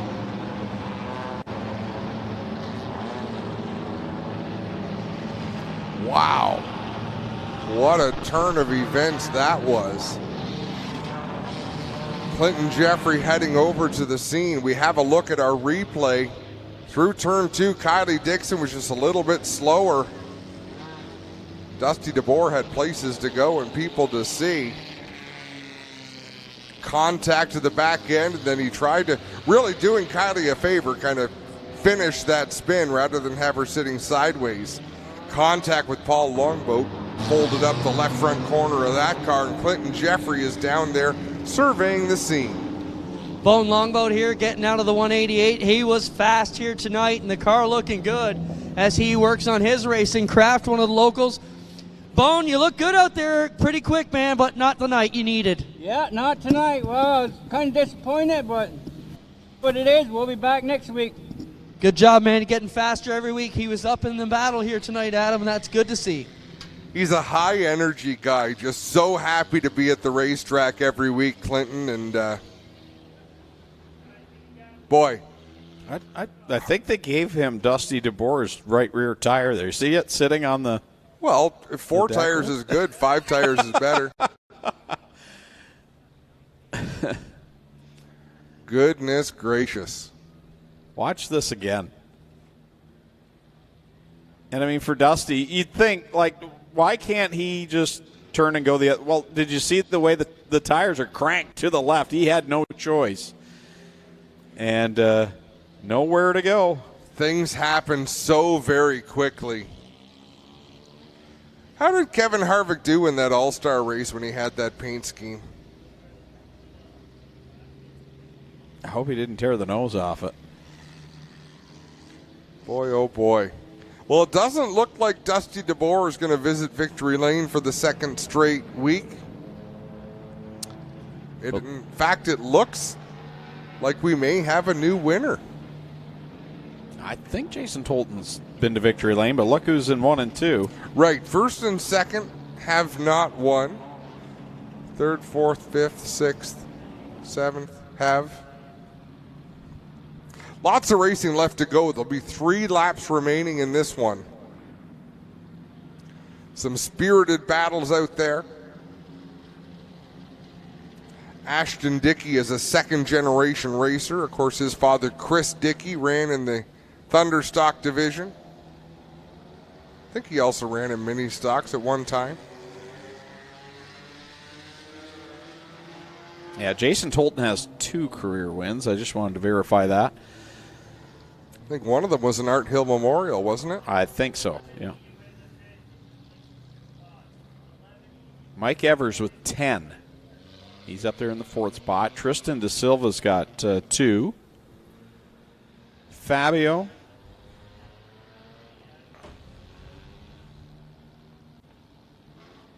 Scouring the list here. Yeah, he has 2 as well. You would think he has more than that. I know.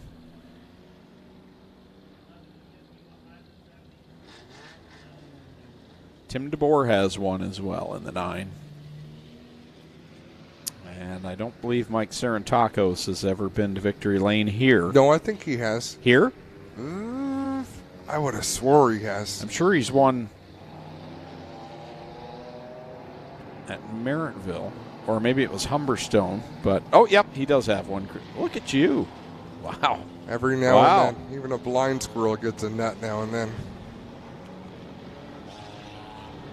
Ryan Hiller right up on the back end of Ashton Dickey, all but pushing that 1A into turn number 3. Jason Tolton hanging back just a little bit in that 3rd spot.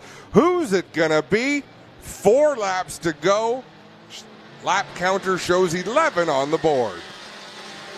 Here we go. Tolton down to the inside of Ryan Hiller.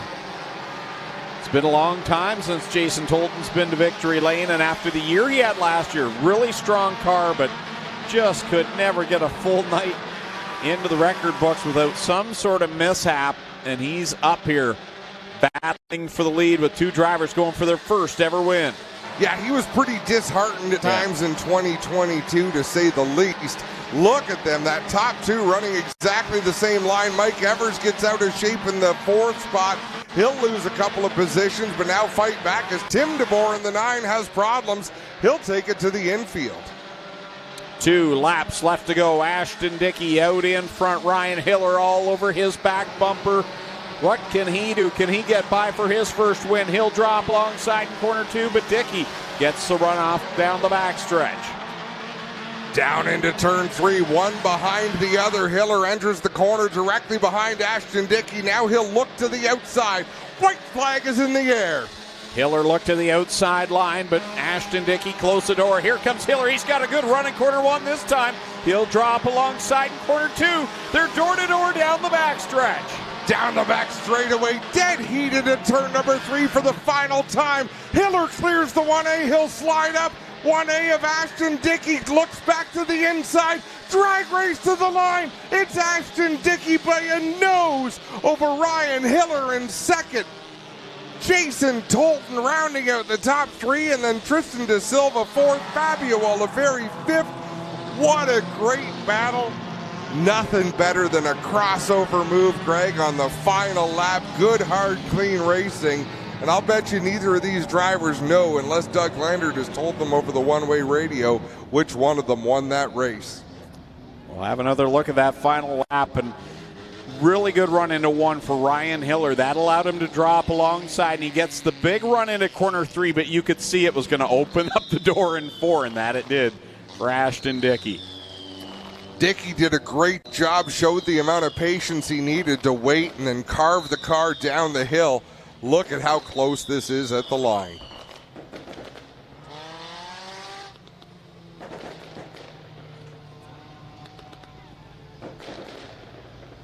Another one for the ages in this HRW Automotive Mini Stock Division. Clinton Jeffrey is down on the scene.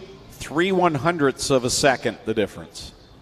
Well, how about this? His dad was a longtime competitor here in the Thunderstocks, and the gang rolls in here, and the dad runs right to the wrong car. That was awesome. Here he is. How about it? Ashton Dickey, his first ever feature win in anything. Wow, there's a dress code in victory lane.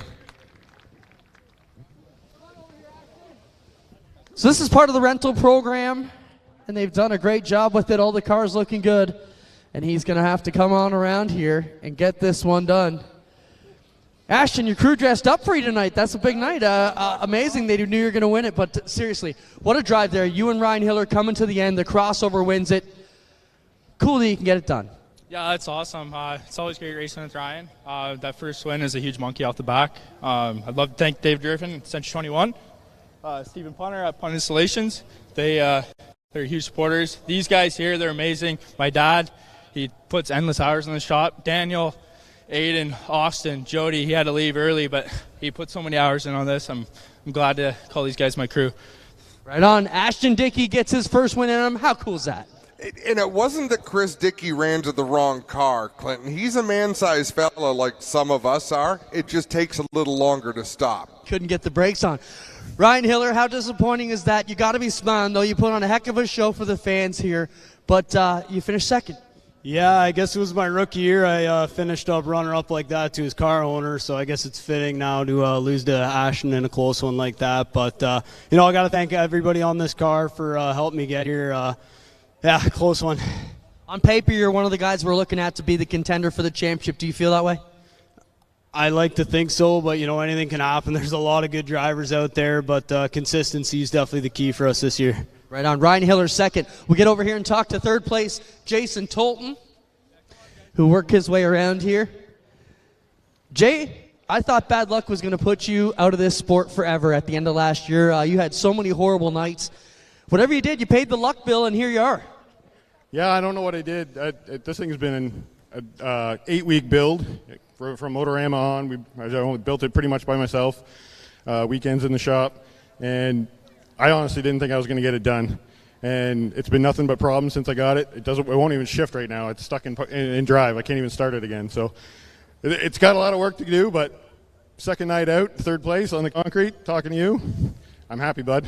Right on. Jason Tolton third, Ryan Hiller second, and our winner tonight, his first one ever, Ashton Dickey gets it done. We'll be right back live on G-Force and Rev here for one more feature event to come. Get ready to experience the NASCAR Pinty Series Power Hour. Join your host and wingman, Cam K, every Monday night at 7 p.m. on G-Force TV for an hour of non-stop excitement and in-depth analysis of the hottest racing series around. From the latest race highlights to expert analysis and insider commentary, you'll get an exclusive look at everything you need to know about the NASCAR Pinty Series. Tune in for the NASCAR Pinty Series Power Hour, the ultimate destination for race fans everywhere.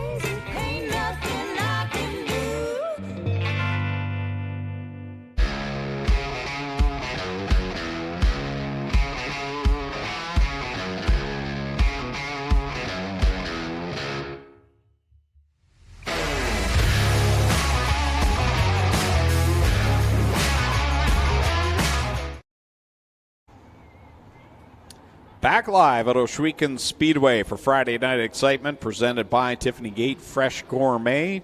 Tonight's race sponsor here at the track, Oakwood Transport. Want to thank them as well for their support as we get ready for the final feature of the night. Greg Kellman up in the tower along with Adam Ross, Clinton Jeffrey down trackside, and Adam's got the starting lineup for our final feature of the night. It's the Strickland Brantford Chevrolet Crate Sprint Car Division A-Main. It's a big one. 30 cars make up the lineup for tonight's A-Main. On the pole from Wayne Fleet, the BS39 is Brett Stratford.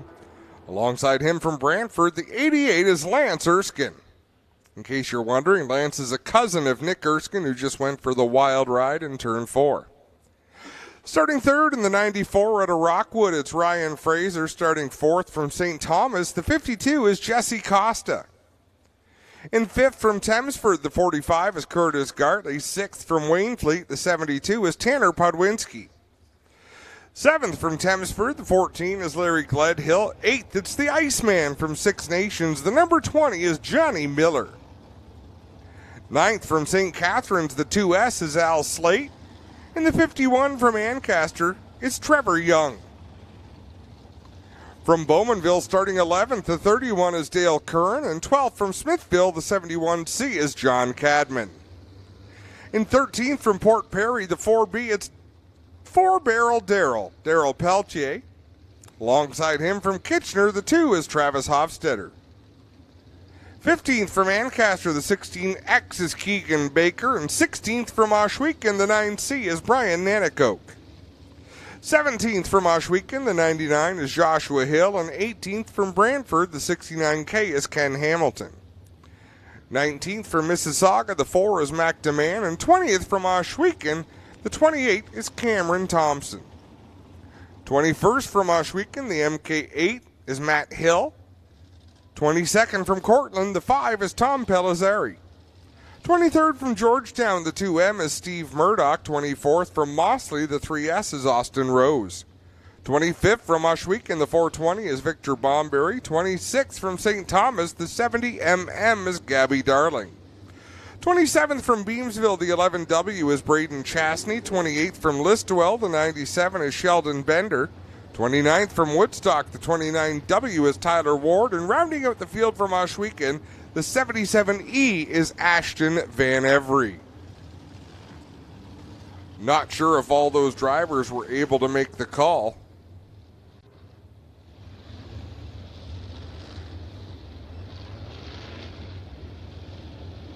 Well, Sheldon Bender, who was involved in one of those accidents, he's out there at the tail end of the field. Tyler Ward has been struggling under the hood tonight in the 29W after a heat race win last week, but he's out there. We've got to wish a happy birthday to the sister and sponsor of the 28T, Cameron Thompson, Haley Hill. So happy birthday, Haley.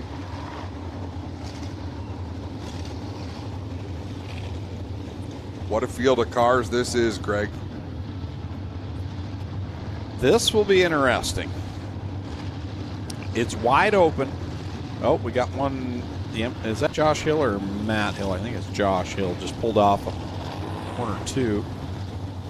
But with a number of the heavy hitters, as we've documented throughout the night, moving up to the 360 sprints, this one is definitely there. And your veterans in this field really are Jesse Costa and Mac DeMann, as Lomo Fireworks lights up the sky.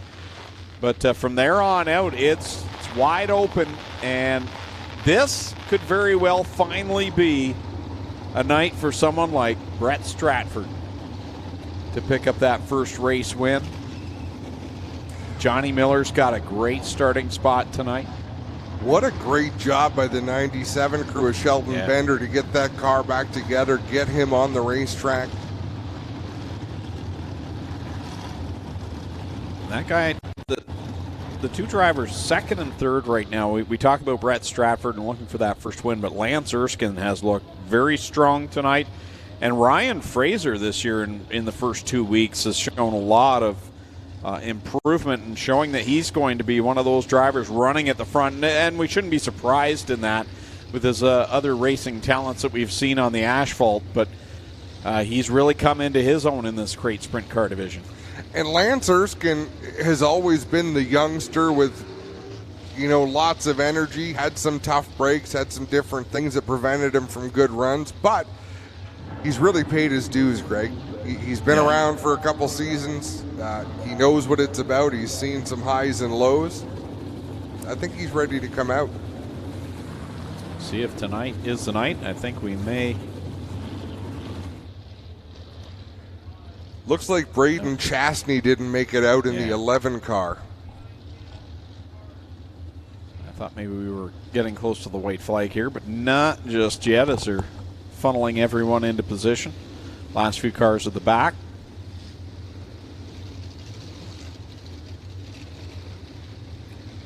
Is that the only driver that didn't make it out was the 11? Because there's 30 scheduled to start, and I think we've got 29 out there. Pretty impressive, all things considered. Where's Austin Rose starting? He's deep. Deep in the field, yeah. What position? 24th on the track and scheduled to start 24th as well.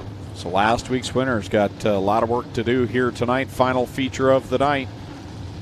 Looks like they may be ready to come to the green flag this time by.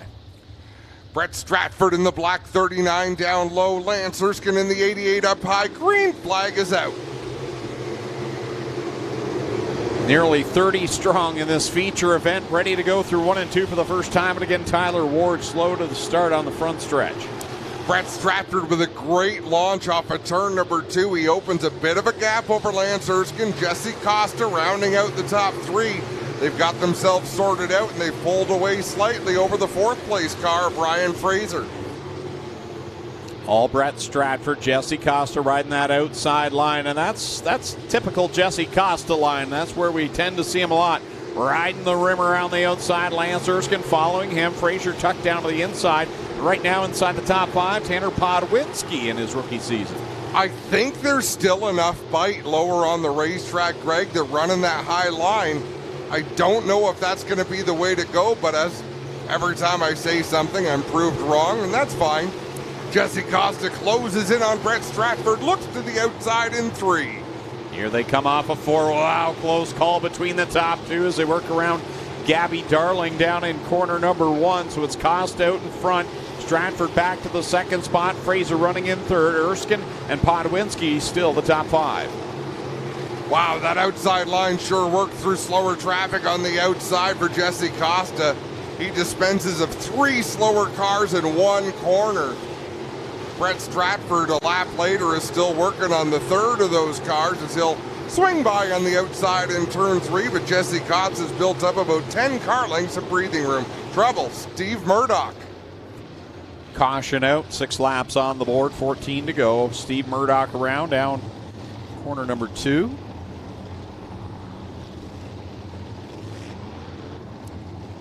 Second time tonight, the driver from Georgetown has spun around. The first time was in turn number 3 in his heat race. And now he sits facing the concrete in turn number 2. Doesn't look like there's any real damage to the car. Yeah, I missed it, so I'm not sure if it was a spin around. Clint? Don't see any problems down here, guys. Everything appears to be all right. Oh, he has a flat left front, so he has clipped the wall. If you look at that rim jacket, has folded it in, so he has clipped the wall at some point and popped that tire. So he's probably going to want his 2 minutes in the work area. And quite often when you clip the wall with the left front, you bend the axle. Sometimes severely, sometimes just a little bit, but we will see as they wrap the strap around the front of the frame of that car, and they'll get him lifted up in the air and hauled back to the pit area.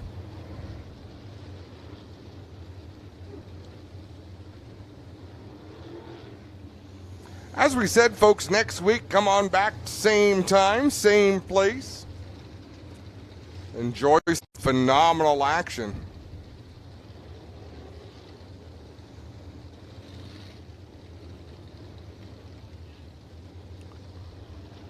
All 4 divisions back in action next week. That dead air lingered, didn't it? It did. Sort of left that hanging. But you swooped in for the save. It wasn't a very good one. I didn't go there. Jesse Costa doing Jesse Costa-like things on that outside line and powered by Brett Stratford. And, you know, you like to see those first-time winners, but good to see Jesse Costa running out in front. He had a bit of a rough patch there last year and didn't have the finishes he wanted, so good to see that number 52 back out in front. Tanner Podwinski having a good run in the top 5 in that 72. How about Larry Gledhill tonight, the 14? Been very strong throughout the heat. Won his heat, did he not, earlier on tonight? That was a long time ago, Greg. He was in a heat. You are correct. Don't you dare miss it. Thanks, Billy Red. But he's got that Oakwood Transport number 14 up there in the 6th spot.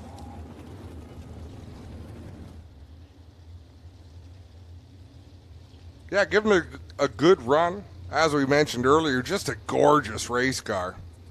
Curtis Gartley 7th, Dale Curran 8th in the 31C. 9th is Mac DeMann in the 4, and then rounding out the top 10, it's Al Slate in the 2 machine.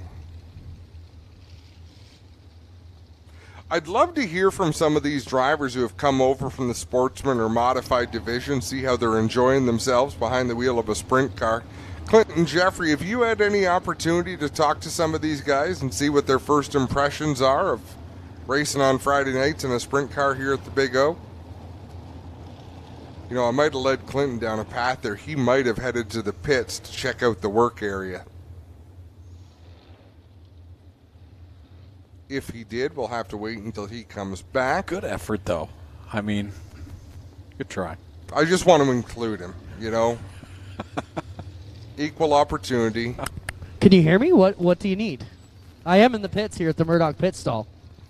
We were well. Are they working on that car? Are they taking advantage of the 2 minutes, Clint? They are working on it. They're taking advantage of the 2 minutes, thrashing away here. Not how far they're going to get here, though. Time continues to tick away.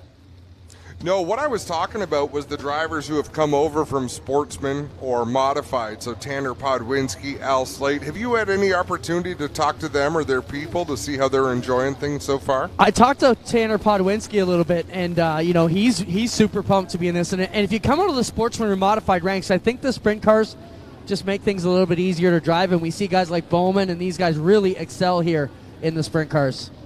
It looks like he is done here, guys. We're in the pits, and they are not letting him down, so looks like he is done. They may continue working just in case a quick yellow comes out, but otherwise his evening is complete. Jesse Costa going to lead us back to the green flag 6 laps into this 20-lap feature event. Brett Stratford in the BS 39 will restart second.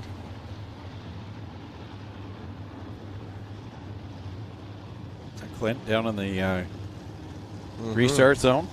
The Cargo Ease restart zone. Back under the green flag. Jesse Costa, Brett Stratford, Ryan Fraser, your top 3 as we're back at it. Stratford has the beautiful line through the bottom of 1 and 2. When he hits it right, it is excellent. Costa leads the lap. Stratford not letting him go this time by as he dives down in corner number 1, draws up alongside the 52. He's closed the gap. Ever so much closer is Brett Stratford. Great battle out in front between Stratford and Costa. Side by side, Costa maintains that advantage. Slides up in front of Costa. Costa goes to the outside, nearly got sideways in 2. Here comes Stratford back again. Wow. Excuse me, pardon me, here I come. Oh! Stratford just about launched over the right rear of Gabby Darling. Moves up into Jesse Costa's line. Now they race nose to tail into 3 and 4. Stratford again up high on the racetrack. How bad do you want a first win? Well, right now for Brett Stratford, it's pretty bad. He's making the moves all the way around the track and right in front of Victor Bomberry. Oh, then he pinches Jesse Costa into the wall. I got a little for you. Oh, I got a little for you too. Wow, Costa trying to gather it back up a second time. Stratford out in front now by about 8 or 9 car lengths over Jesse Costa. I almost did a really bad Monty Python impression about taunting you a second time, but I spared you, Greg. Does your mother smell of elderberries? Exactly. Brett Stratford off of corner number 2 down the back stretch. Jesse Costa still trying to work through lap traffic. He'll get by Sheldon Bender and across the stripe another time. Stratford at the line. Stratford nearly half a straightaway out in front with 7 laps to go, but don't count out Jesse Costa. Lots can happen. Cam Thompson in the 28 on the inside. Stratford up to the high side. He'll put him a lap down and then set his sights on Keegan Baker. The man on the move right now is the highlight man. Mac DeMann all of a sudden up into the 3rd spot. He's catching the top 2. Only 6 laps left to go, so time is running out. But that Bar Motorsports number 4 is really closing in. Whoa! Stratford trying to clear the 5 machine of Pelizzari. Pelizzari making life difficult, and there goes Jesse Costa to take back the lead, but not for long. Stratford fighting back on the bottom. Will close in on this lap traffic again. Stratford bobbles through the bumps there, and this time Costa will put a gap on him. He's got some lap cars between he and second place Brett Stratford, and McDeman's within striking distance of the runner-up spot. It looked like Brett Stratford was driving away with this one. A little bit of lap traffic didn't play to his favor, and now Jesse Costa leads by more than half a straightaway. Here's the challenge for the second spot. McDeman around the outside. That Leach Performance Motors number 4. He doesn't get the spot, though, down the back stretch. Again, it's Brett Stratford. He'll move up a lane trying to get by this lap traffic. He has been 4 laps trying to get by Pelizzari. Now he will. And gets squeezed to the inside by Ashton Van Every, and now McDeman alongside in a great battle for second. How did that all happen, and he still came out second off of corner number 2 in front of McDeman? No idea, but that's the battle to watch on the racetrack. Jesse Costa in a gaggle of cars, but all by himself, nearly a straightaway ahead. Through 3 and 4, the final time. Checkers will go up in the air. Jesse Costa back to victory lane. Second place, who's it gonna be? Brett Stratford for second, McDeman third, Ryan Fraser fourth. And a great run for Larry Gledhill to come home fifth, Tanner Podwinski sixth, Lance Erskine, Dale Curran, Curtis Gartley, and Al Slate round out the top 10. Wow. Once Jesse Costa made that move to box Stratford in behind the lap cars, that was gone. He was giddy up and go and pulled away to the win. Brett Stratford finishes a close second to McDeman. What a drive by the highlight man. All of a sudden, he was buried deeper in the top 10, and all of a sudden he's up there in the top 3 and tracking down the leaders. And it was a good fight within the top 3 here tonight. Jesse Costa getting back to victory lane. So last week, after taking some rough bounces through 1 and 2, Jesse Costa comes back on Oakwood Transport Night and puts the Oakwood-sponsored number 52 into quick victory lane, where Clinton Jeffrey is on the scene. Win 7 for Jesse Costa. Thank you, Greg. As Jesse gets out of this Wells Fargo D&O Towing, and he had 3 of them here tonight. 3 of the special guests from D&O Towing down here, and Jesse was not to be denied. How about it for Jesse Costa? We'll get in here and talk to Brett Stratford and also McDeman as well. 3 of the most aggressive guys you're going to see here in the crates week in and week out going at it here. Jesse will get the helmet off. We'll jump in and talk to these other 2 drivers as well. Great to see that level of sportsmanship, because I can almost promise you Brett Stratford to be pretty frustrated, but man, he put on a show, drove his butt off. This win has to be a sigh of relief. I mean, it's the 7th win for Jesse, but this is a monkey off his back. Clint? Well, how big of a monkey is it, Jesse? Greg was just talking about it, 7 wins, but you've had a lot of adversity throughout those 7 wins with injuries and car situations, and nearly a situation out there with a lap car. Yeah, I've kind of been through a lot over, I guess, since 2018, but this is huge. I've won in, I guess this is 2 years now, so huge win. Hi, first off, I got to thank Nathan Ackland. He's done so much for me. I'm probably on the couch watching if it's not for him. He's so generous. And Ash, all our crew, Rob, Austin, my dad, all Corey guys, the Glad Hills, Oakwood Transport, they've been huge for me. Wells Foundry, D&O Towing, Ackland Insurance, Butler Built, Pinewood Horticulture Services, Oakwood Transport, obviously, Welders Millwrights, Strodes, Matco. There's so many. I just got to thank everyone so much. I'm not here without them. And Tate's Automotive, Creative Edge, everybody. Right on. Jesse Costa picks up the win. We'll get over here and talk to Brett Stratford. Well, Brett, you looked very determined tonight. Lap car kind of got in your way and took things away from you a little bit, and that let Jesse drive away. But you were on the cusp of your first win here in Crate Sprints. Believe me, I'm holding the swear words back. Yeah, man, car was absolutely incredible. I tried my hardest. I just gave it away in lap traffic, man. Yeah, it is what it is, right? But best cars ever run. Anthony's doing fantastic. Woulda, coulda, shoulda. You know what? Just everyone's actually hoping I don't win, because our new GSR chassis is coming out in 2 weeks. So that's when we want our first win. So. Right on, Brett. You're in the show. Thank you. Second place, Brett Stratford. We'll get over here and talk to third place, Mac DeMann. Mac, solid drive tonight. You know, back here in the crates, man, but you were hauling the mail tonight up on the outside. You made up a lot of ground through the middle portion of that race on the top side. Talk about your drive. Yeah, 19th, I did a 360 in the heat race. Kind of, you know, everyone here can make mistakes, clearly. But, yeah, 19th, the third's a good drive. Kind of needed a late yellow there. Could see Jesse and sort of started to get, you know, how can I get there? How can I get there? I didn't even see Brett in the bottom until the end. Anyways, good run. Good. Congrats, Jesse and my old team, NAR, there on the win. My guys gave me a really good car. Thanks to all our sponsors, Leach Engines, and Bar Motorsports and the family for giving me a ride this year. And shout out to my fiance at home watching on the couch. Thanks. Right on, Mac DeMann third, Brett Stratford second, and our winner tonight, Jesse Costa, gets it done from Quick Victory Lane. That'll wrap things up from trackside. We'll turn it up to you guys to take us home tonight. Another great night of action, Adam, and there were some issues with the track in a couple of spots, but some of the big accidents really had nothing to do with that. Good racing in every division, seeing some guys knocking on the door of that first win. That's what you want to see, is that diversity up on the concrete pad in Quick Victory Lane.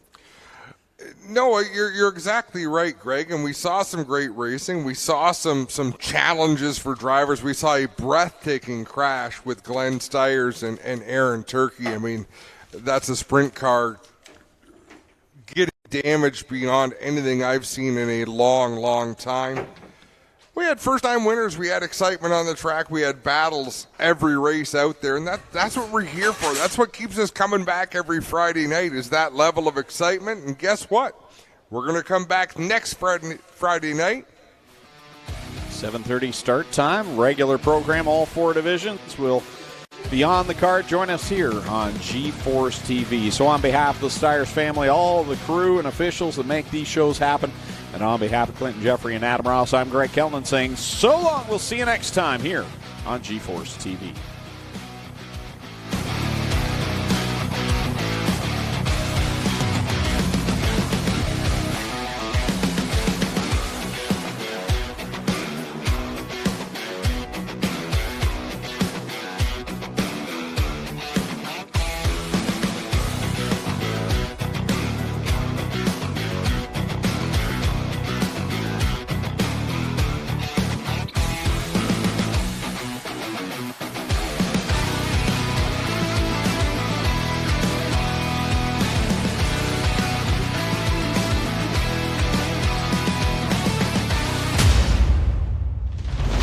Copyrighted broadcast may not be reproduced, retransmitted, or used in any form without the authorized written consent of G-Force TV.